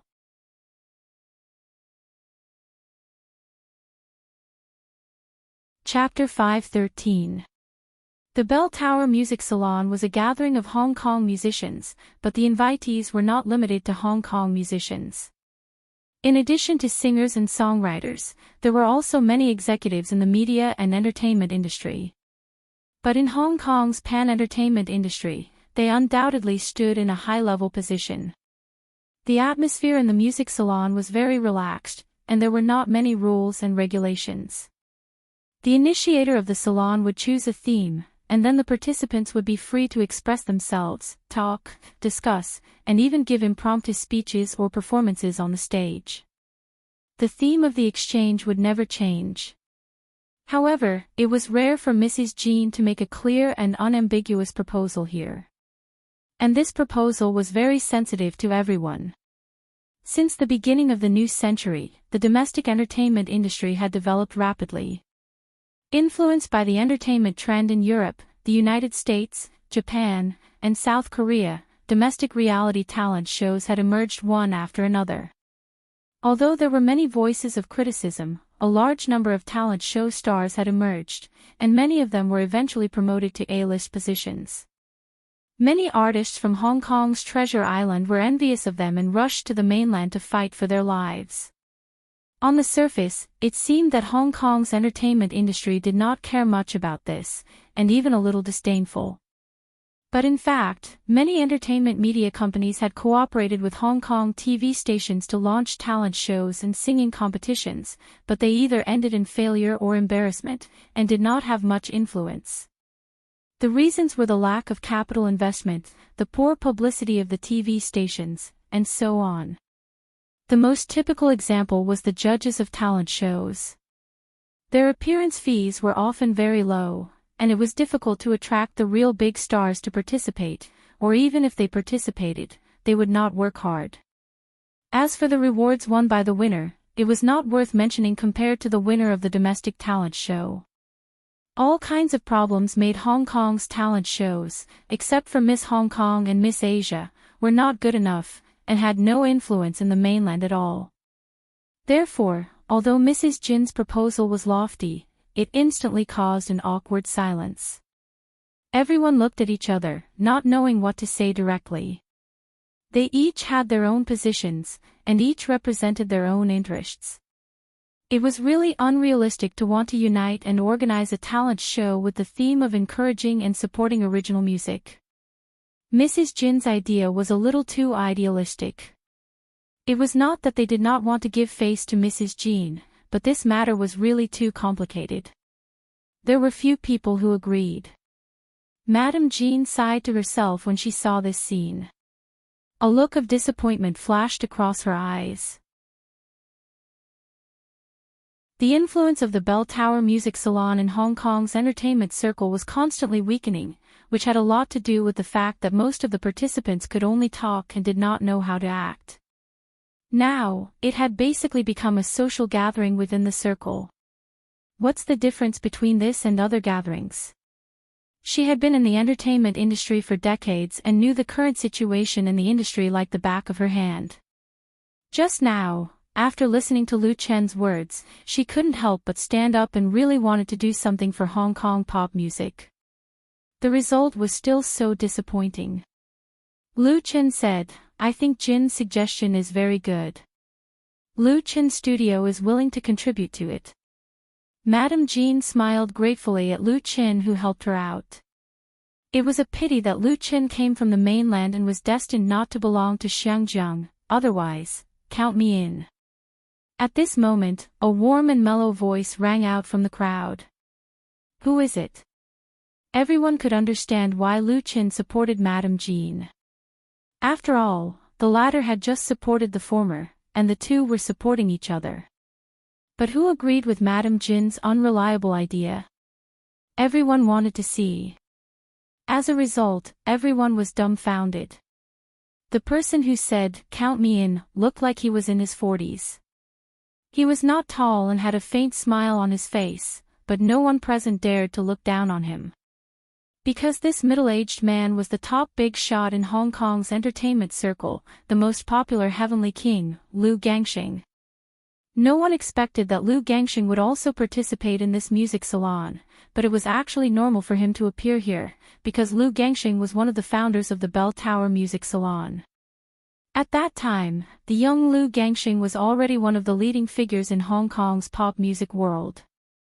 The head of the Heavenly King, the chief idol of Asia, Hong Kong's non-official justice of the peace, and Asian superstar, there were too many titles and honors on this person. The voice he made, in a sense, represented the will of Hong Kong's entertainment circle, which no one could compare with. Brother Sheng. Hong Kong student. Mr. Liu. Whether in the entertainment circle or outside, regardless of their status, everyone present greeted Lu Gangxing. Lu Gangxing responded to them one by one with a smile. Under everyone's gaze, he walked in front of Lu Chen and took the initiative to reach out to the latter. "Hello." Lu Chen quickly shook his hand. "Hello, Brother Hua." This was one of his idols when he was a child. Today was the first time he saw him in person, so he was really excited. Lu Gangxing said with a smile, "I'm here today to see a music genius like you. I'm not disappointed." There were low exclamations of surprise around. A music genius. Lu Gangxing's evaluation of Lu Chen was very high. Lu Chen said modestly, "Brother Hua, you flatter me. I still have a lot to learn from you." Lu Gangxing nodded with a smile and looked at Chen Fei. "Miss Chen, we meet again." Chen Fei reached out and said, "Hello, Brother Hua." She was a heavenly queen of the pop music world in the mainland, but in terms of influence, she was not as influential as this person in front of her. The two had met when they participated in a large-scale cultural performance. Finally, Lu Gangxing looked at Mrs. Jean and said, "Sister Jean, you will organize this competition. I can spare some time to be a judge." Mrs. Jean was pleasantly surprised. "Thank you, Hong Kong student." The two were old acquaintances, but they could not be regarded as real friends. Lu Gangxing came out to support her, obviously not because of this shallow friendship, but because of his support and love for Hong Kong's pop music. If Mrs. Jin's previous proposal was just a flashy idea, then now with Lu Gongxing's participation, the idea suddenly became practical and highly operable. Many people's minds suddenly became active. Lu Gongxing looked at Lu Chen again and said, "Lu Chen, since Sister Jin's idea is because of you, you can think of a name for this pop music competition, and I also hope that you can be one of the judges." In an instant, it was as if another bomb had exploded in the crowd, and many people were shocked.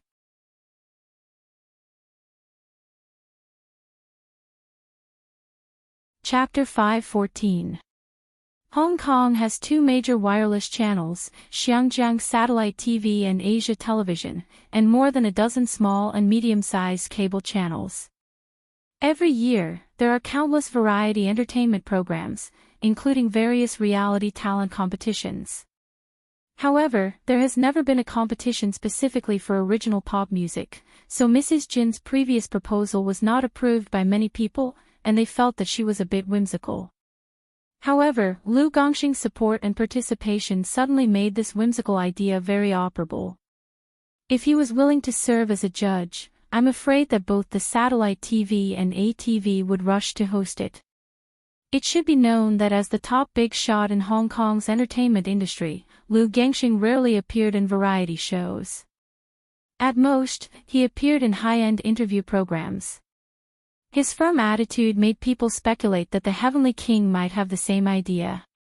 What really surprised people was not Lu Gongxing's attitude, but his appreciation for Lu Chen.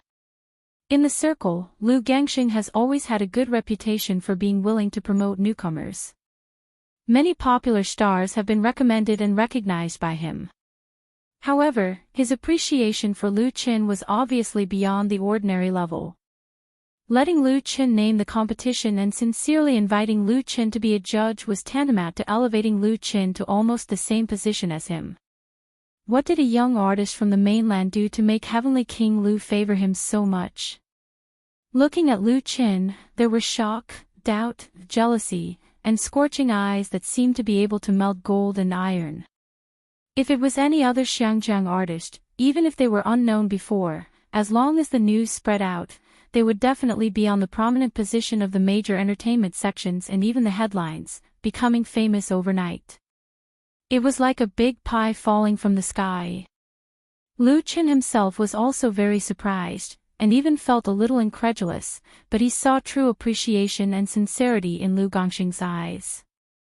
"Thank you, Brother Xing," Lu Chen pondered for a moment and said, "Then I'll start with a name. How about Xinjiang New Voice?" Xinjiang New Voice. Lu Gongxing's eyes lit up, nodded and praised, "This name is good, easy to understand, and has a good meaning.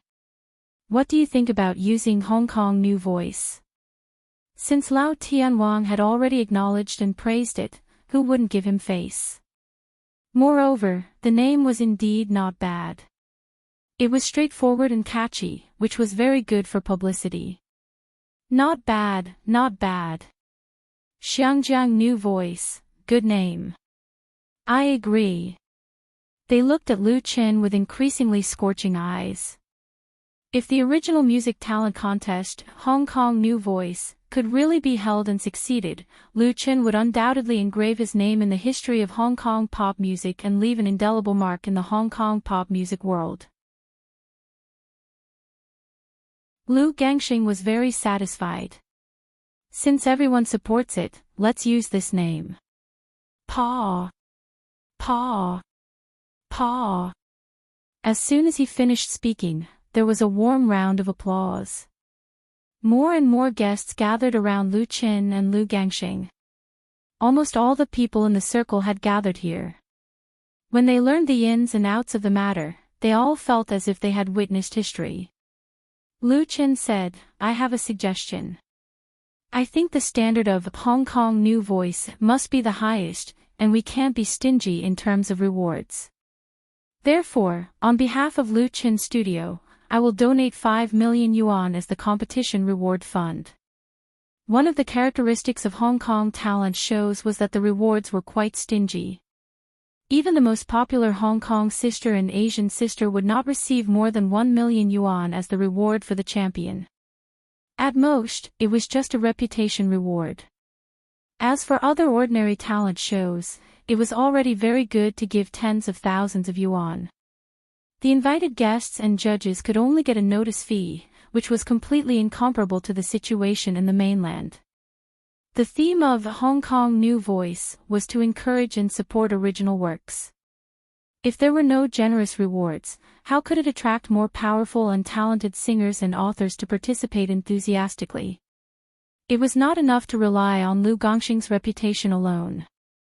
As the saying goes, there will always be brave men under great rewards. However, his good proposal made many people present a little embarrassed.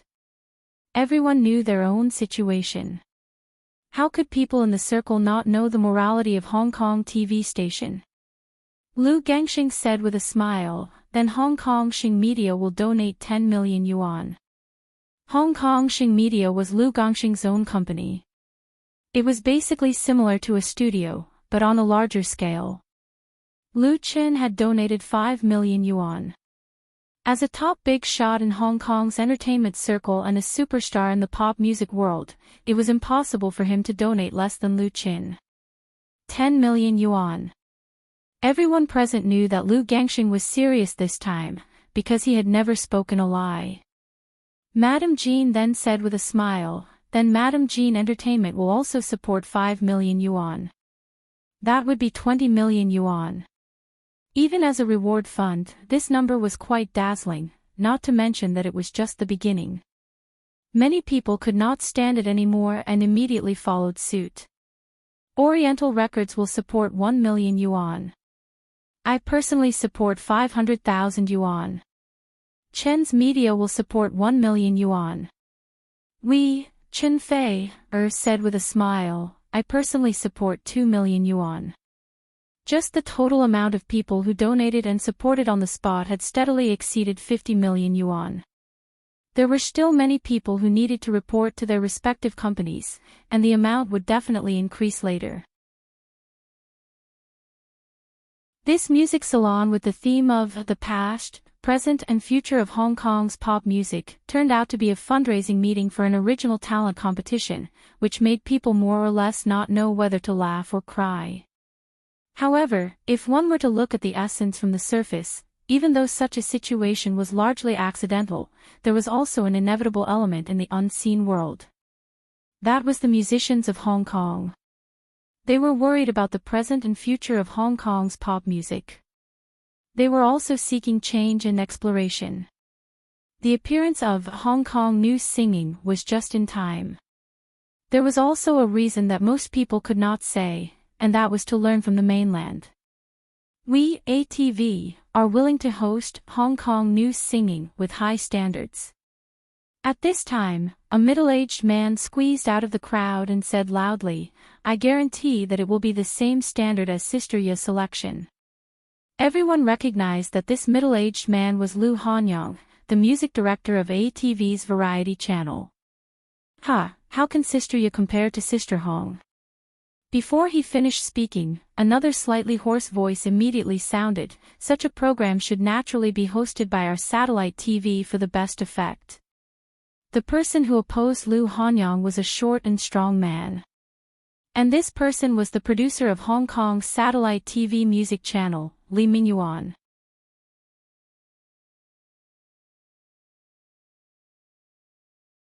Chapter 5:15. In the traditional media circle of Xiangjiang, Xiangjiang Satellite TV and ATV were undoubtedly the real enemies. The feud between the two wireless hegemons could be traced back decades, and the entanglement could be made into a long drama of hundreds of episodes. The competition between them had been running through the history of Xiangjiang's screen. It was normal for the guests attending the Bell Tower Music Salon to include people from satellite TV and ATV. Whether it was the music director of ATV Variety Channel, Lu Hanyang, or the producer of satellite TV music channel, Li Mingyuan, they could all be regarded as part of Xiangjiang's pop music scene. As musicians, none of them were fools to be able to sit in their respective positions today. From the topic of Lu Qin, to Madame Jin's idea, To Lu Gongxing's expression of support, it finally evolved into a grand event of Shangjiang's musicians. Lu Hanyang and Li Mingyuan were keenly aware of the smell of opportunity. When it came to variety shows, satellite TV and ATV were the best organizers. Every year, the ratings of satellite TV's Hong Kong sister selection and ATV's Asian sister selection had never been lower than 20%. However, it was an indisputable fact that the ratings of the two big sisters were decreasing year by year. Last year, the ratings of the semi-finals of the Hong Kong sister selection once touched the bottom line of 20%. Xinjiang Satellite TV spent a lot of effort and resources to finally not break the red line. The situation of the Asian sister selection was not much better. The reason was very simple. Under the impact of the internet, the traditional media did not have a good time. After decades of Hong Kong sister selection, there were no new tricks to play, and the audience began to feel aesthetic fatigue. Under such circumstances, seeking innovation and change became the pursuit of the program producers of the two major wireless stations. Xinjiang News Singing was undoubtedly an excellent program. It had ideas, a source of funding, and the support of a heavenly king like Lu Gangxing. It was difficult to fail. It was like a golden hen that had just jumped out of the wild. Who wouldn't want to carry it home? Lu Hanyang and Li Mingyuan suddenly became aggressive roosters, staring at each other and not giving in. If they missed the production of this promising talent competition, it would be hard for anyone to explain it when they went back. The smell of gunpowder between the two was getting stronger and stronger. Lu Gangxing, who was very experienced, smiled and helped them out of the predicament. Don't argue for the time being. Right now, Hong Kong New Voice is just a preliminary idea. It's better for you to make a plan first and then show it to everyone. Whoever's plan is better will be chosen.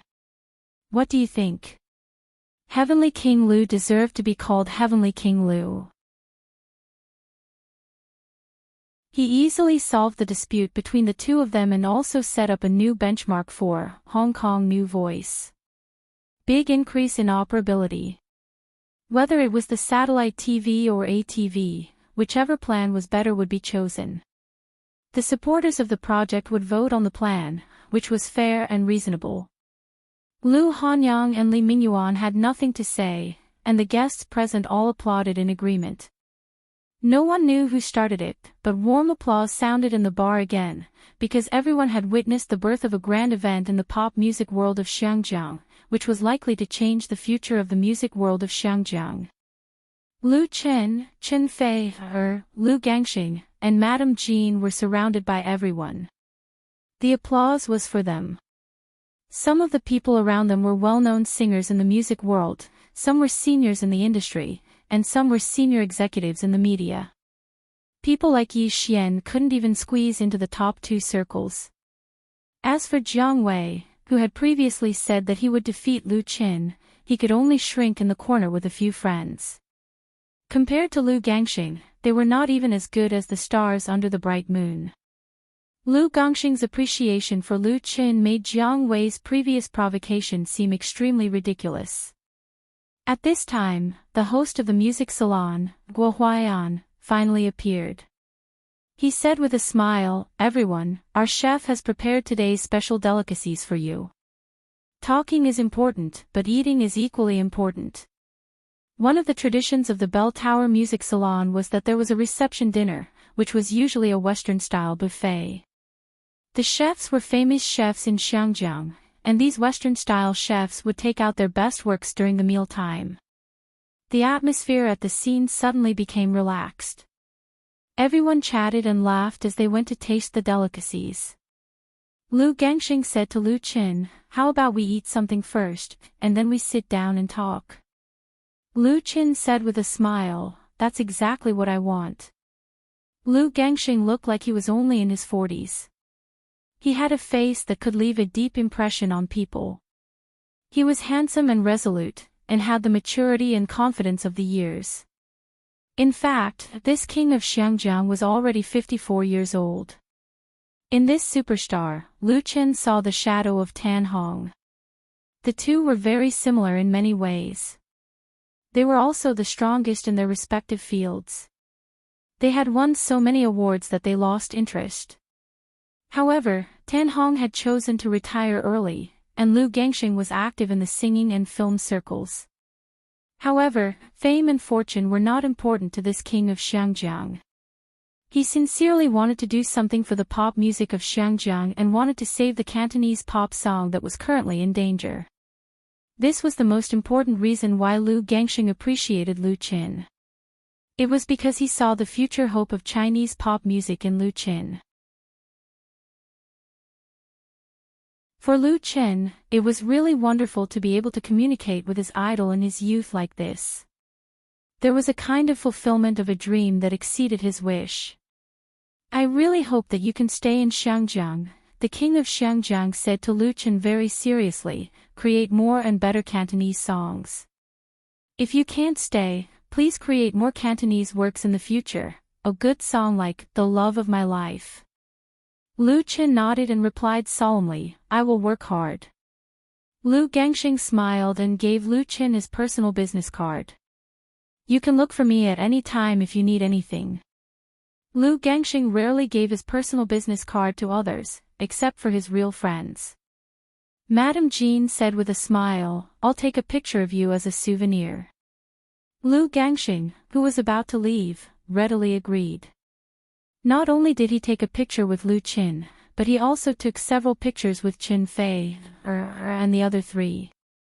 Then, several of the photos were uploaded to his blog by Qin Fei, with his mobile phone.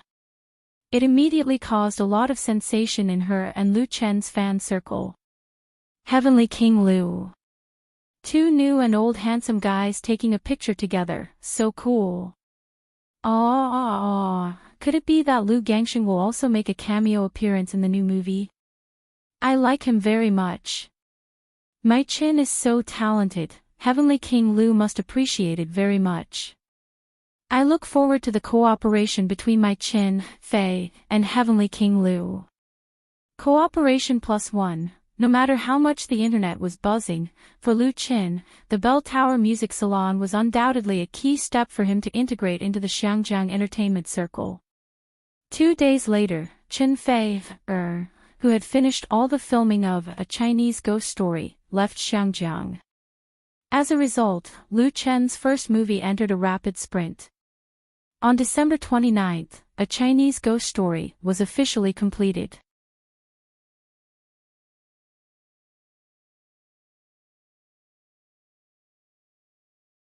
Chapter 5:16. On November 25th, Lu Chen's first movie, A Chinese Ghost Story, officially started shooting at the old site of the Fane Temple in the Lion Rock Film and Television City in Hong Kong. On December 29th, A Chinese Ghost Story was officially completed. All in all, it only took slightly more than a month. During that period, filming was stopped for a few days due to an accident. This speed and efficiency was considered very high because A Chinese Ghost Story was not a shoddy fast food movie. In this movie, Lu Qin played many roles as director, male lead, screenwriter, and arranger. In order to make A Chinese Ghost Story, the hard work he put in was not something ordinary people could imagine. Especially in the later stages of filming, in order to catch up with the progress, Lu Qin often filmed from morning to night. He ate and lived on the set of the Lion Rock Film and Television City. It was common for him to stay up all night.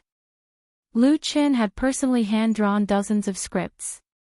Together with Wan Xiaoquan and the art designers of the crew, the number of scripts was even more. Many of the script drawings were derived from his memory of the original, A Chinese Ghost Story, in the dream world. This made the shooting of the movie simpler and more accurate. Big also reduced the number of NGs during the shooting process. Many of the scenes were done in one go, which was why they could be completed in such a short period of time. However, finishing did not mean that it was over.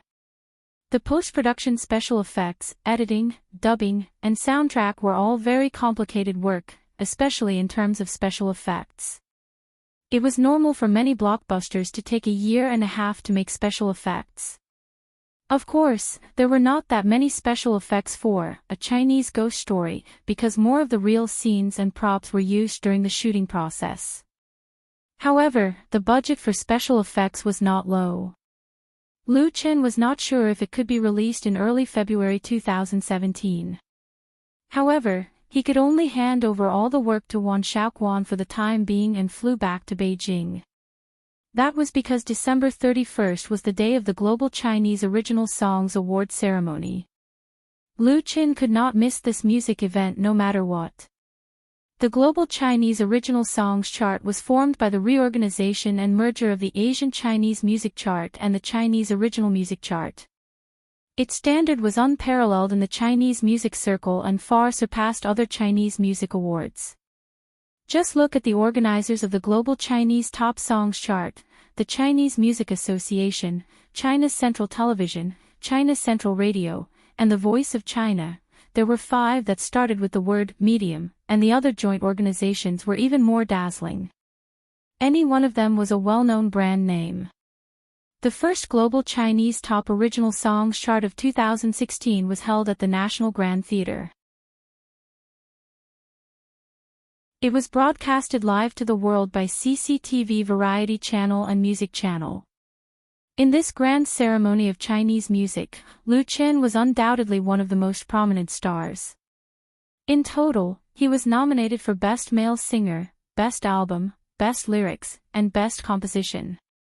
In addition, he was also nominated for Best Producer and Media Recommendation.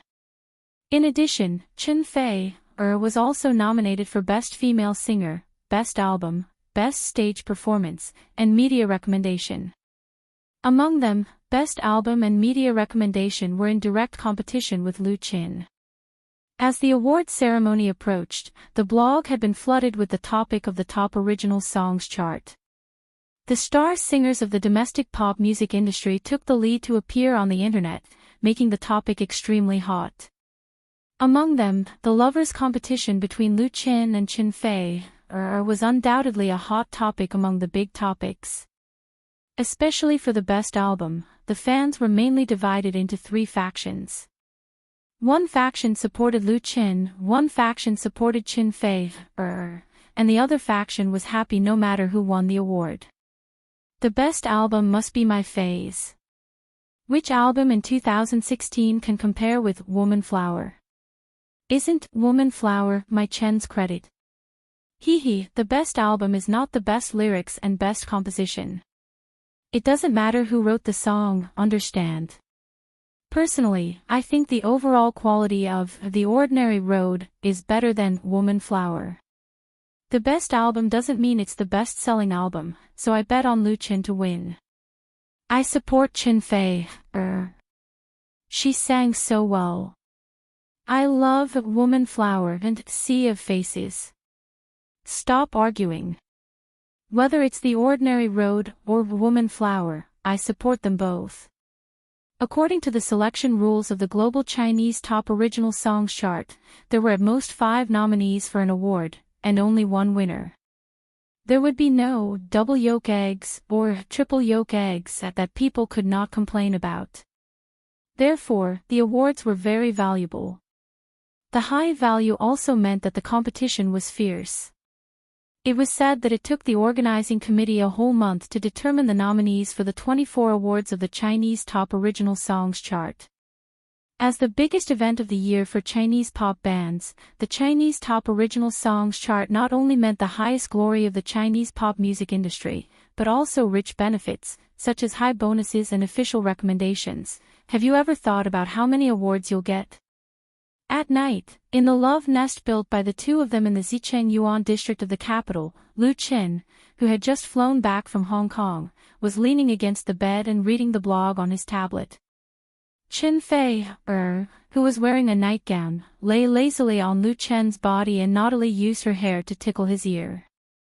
She asked while tickling him, 2, 3, 4.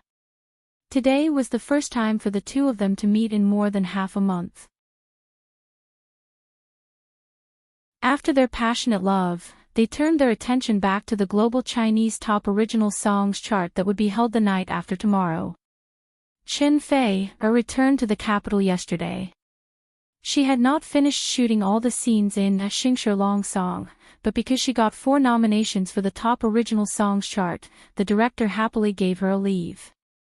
In the pop music industry, Chen Fei was also a person who had won many awards, but she was particularly interested in the first global Chinese top original songs chart. She had another goal to strive for. Lu Qin said with a wry smile, "You think too highly of me. To be honest, I'm very satisfied if I can get one." Lu Qin was not pretending to be modest, but his real thoughts. Although he got 6 nominations on the Chinese Top Original Songs chart and was unparalleled among the younger generation of musicians, he faced strong competition for every award he was nominated for. It was still unknown who would win the award. Nominations and awards were 2 different things. In many music and film awards, it was common to hold a lot of nominations but get nothing in the end. The reasons involved were very complicated. Therefore, Lu Qin did not get carried away by the 6 nominations. He set his goal very low. He typed his answer on the keyboard and replied to a blog fan who asked the same question.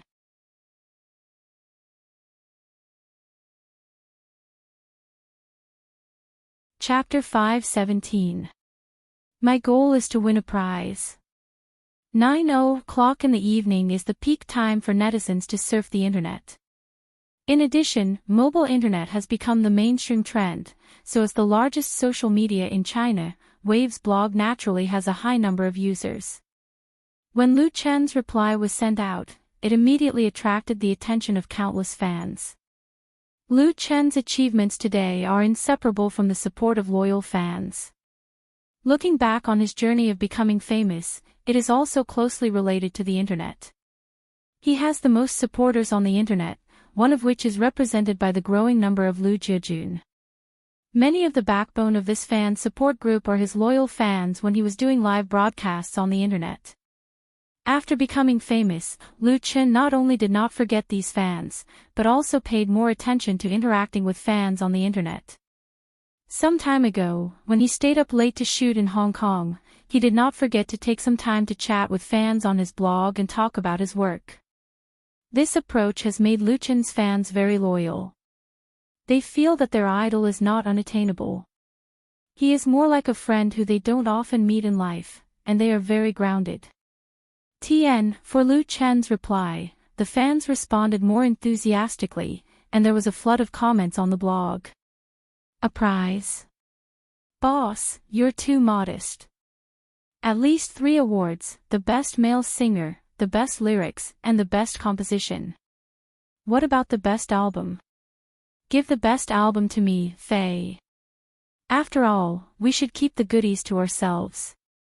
If I can't get more than 2 big prizes, I will live broadcast eating my keyboard on my blog. I will not go back on my word. Eat it too. Some comments are interesting, and some are very exaggerated, but basically, there are more support and praise, and more confidence in Lu Qin to win the prize. This to a large extent reflects the popularity of Lu Qin today. Although he went to Hong Kong to shoot a movie some time ago, the number of fans of Wave's blog has increased. More and more people fell in love with Lu Chen's songs and his works. Many people got to know Lu Qin through the 2 popular TV series, Autumn in My Heart and Full House of Romance, and then listened to his songs. As a result, they became Lu Chen's fans. As his fans, they naturally hoped that Lu Qin could achieve success on the global Chinese Top Songs chart. After all, the first Chinese Top Songs chart represented the highest achievement in the Chinese pop music world. For Lu Qin, having such a group of passionate, kind, and adorable fans was undoubtedly a very heartwarming thing. He tried his best to reply to some of the comments, unknowingly forgetting the passage of time. When Lu Qin turned off the tablet, he found that Chen Fei, who was leaning against his arms, had fallen asleep. Saturday, December 31st, the last day of 2016. The rainy weather that lasted for many days finally ended, and the capital ushered in a rare sunny day at the end of December. the early winter was not too cold. Beautiful women in beautiful long dresses could be seen everywhere in the streets and alleys, letting their long legs exposed in the wind, showing off their youthful beauty. In the afternoon, traffic control was implemented on the roads around the National Grand Theatre, and further places were blocked, so the traffic department had to send more people to clear the way. It was not dark yet, and the welcome signature wall in front of the main entrance of the National Grand Theatre had been set up. A long red carpet was spread out for 100 meters, and countless media reporters with long cameras and short cannons were waiting on both sides of the red carpet, waiting for the ceremony to begin. Behind the reporters, there was a large number of audience, most of whom were young people. Many of them were holding fluorescent cards or support sticks with their names written on them. Their excited faces made the atmosphere of the scene more and more enthusiastic. A large number of security personnel were on guard, because they knew that there were many stars walking on the red carpet today. It could be said that the top stars of the Chinese music industry from both sides of the Taiwan Strait and the three regions had gathered. Once the fans saw their idols and went crazy, the scene would not be easy to control. At about 5 o'clock in the evening, the lights on both sides of the welcome signature wall were turned on, and the people gathered in the square in front of the National Grand Theatre had reached its peak. Fortunately, there were many large live broadcast screens arranged around to disperse the crowd, otherwise, it would be hard to imagine how crowded both sides of the red carpet would be. At 6 o'clock, pedestrians were only allowed to exit in the restricted area. The first black welcome car drove to the starting point of the red carpet under the attention of thousands of people and stopped steadily. The door opened, and a middle-aged man in a suit got out and stood on the red carpet.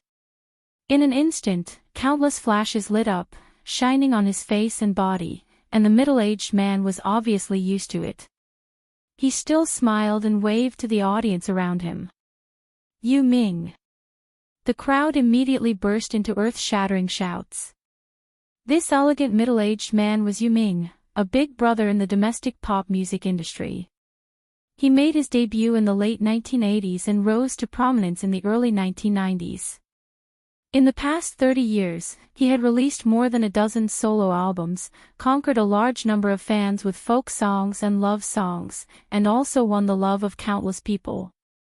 At the red carpet ceremony of the Global Chinese Original Songs Chart Award ceremony, the first guest to appear was Yu Ming, who also deserved his fame.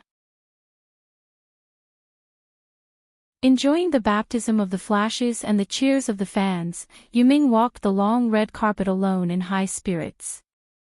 After him, the big stars, superstars, and idols in the domestic, Hong Kong, and Taiwan appeared one by one. Tan Hong, Liao Jia, Su Yingying, Lu Gangsheng, Nen. The thunderous names kept ringing in the square in front of the National Grand Theatre, and the light from the flashes never stopped. The Chinese music industry ushered in the first original songs chart, and also ushered in the real glory moment. Lu Chen appeared in the 12th place. Although it wasn't his first time walking the red carpet, when the door opened and he got out of the car, he was greeted by the sound waves and dazzling lights, which made his heart jump. Tonight, the National Grand Theatre was the stage of the pop music festival. Was it also a stage that belonged to him? Lu Chen took a deep breath. He saw in the crowd not far away, someone was desperately holding up a fluorescent card with his name written on it. Lu Chen. Lu Chen. The big shots in front of him did not affect Lu Chen's popularity. In the crowd of onlookers, who knew how many fans were shouting his name, as well as the long and short guns aimed at him. This was also a glorious moment for him. This feeling was intoxicating. Lu Chen smiled, then turned around and reached out his hand to the car. He did not come alone. Chen Feier.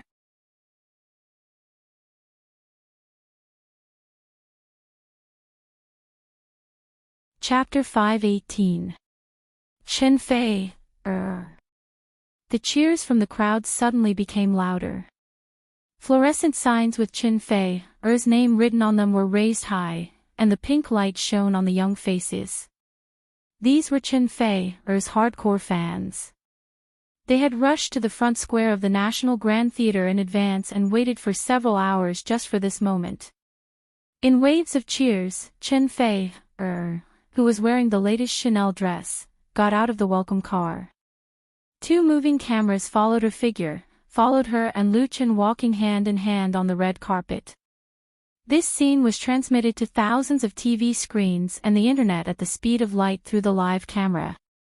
It was witnessed by hundreds of millions of people, and it also made countless fans of the two excited. Nobody knew when it started, but the scene of Lu Chen and Chen Fei holding hands began to appear frequently on the camera. Everyone also realized that the same scene would appear many, many times. The two held hands and walked on the long red carpet unhurriedly. The media reporters on both sides pressed the shutters desperately to record this beautiful moment. Today, Lu Chen was wearing a custom-made Armani suit. The master-level design matched with first-class fabric and excellent tailoring, which made him look even more handsome. He strode with his long legs, as if he was walking on the scene of a fashion show. Chen Fei's plain white sleeveless dress was a perfect match for him. The hot queen of pop music was half naked, and she was extremely sexy and charming. It made the cameramen on the scene feel that it was worth it no matter how much memory they used. Among the guests who came to the Global Chinese Golden Songs Awards ceremony at the National Grand Theatre, Lu Chen and Chen Fei were undoubtedly not the most famous or the most popular stars, but they were definitely the most eye-catching couple. They came to the front of the guest signature wall together, and the etiquette lady handed them autograph pens. Lu Chen and Chen Fei signed their names on it respectively, and then took a photo to leave a message. When they came down from the autograph table, a reporter from CCTV came over to interview them. The big camera was aimed at them first. The beautiful female reporter smiled and asked, "Mr. Lu Chen, Miss Chen Fei, how many awards are you going to take home today? Have you ever thought about it?" Lu Chen and Chen Fei looked at each other and smiled. The two of them had been asked this question countless times on the blog.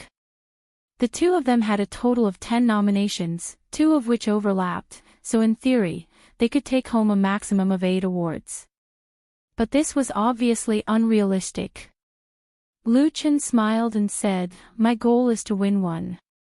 I don't want to be satisfied with nothing." Chen Fei smiled lightly and said, "Me too." The female reporter laughed and said, "The two of you are really the best couple in the pop music industry. Your thoughts are the same and you are both very humble. In the online media survey, your popularity index is very high." She asked again, "But if you can only win one award, which one will you choose?" This question was a bit tricky. "That depends on the judges," Lu Chen said, "I don't mean what I say.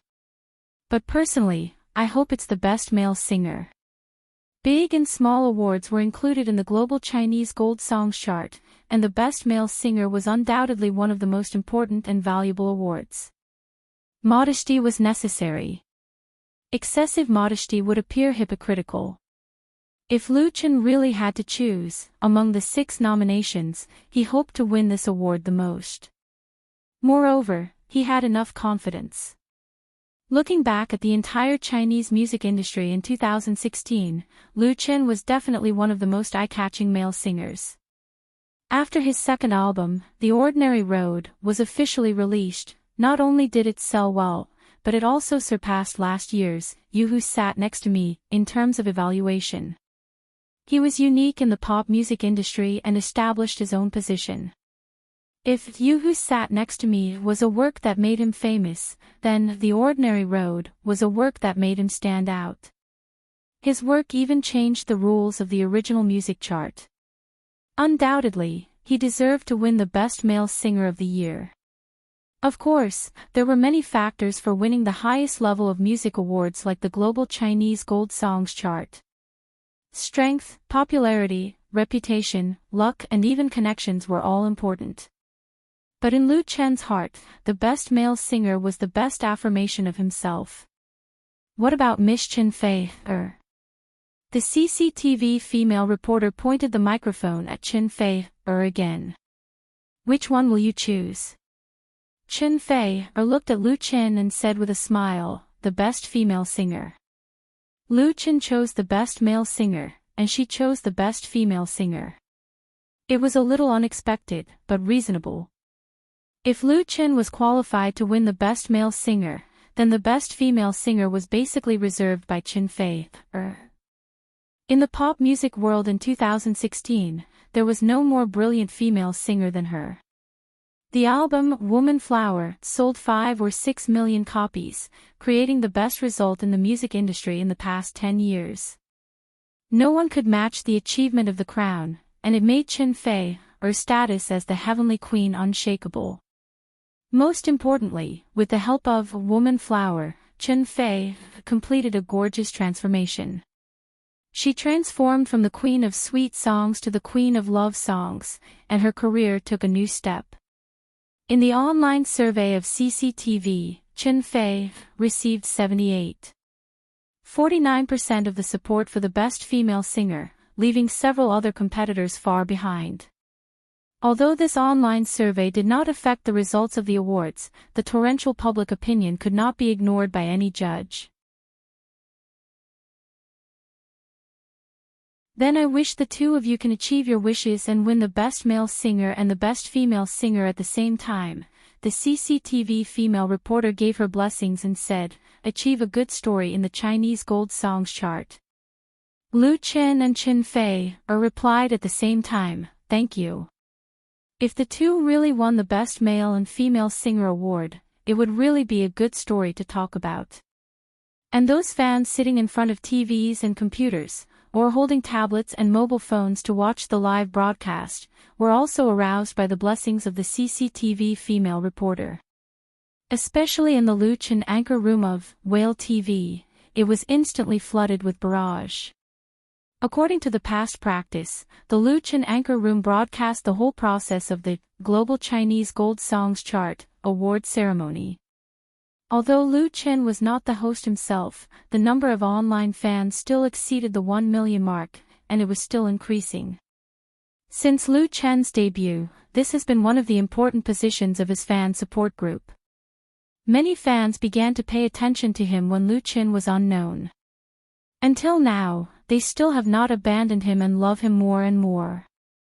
The focus of everyone's discussion immediately shifted to the topic of the best male and female singers. You're tuning in to the LoveLore Library YouTube channel. We're so grateful for your support, and don't forget to subscribe to join us on this incredible journey through captivating stories.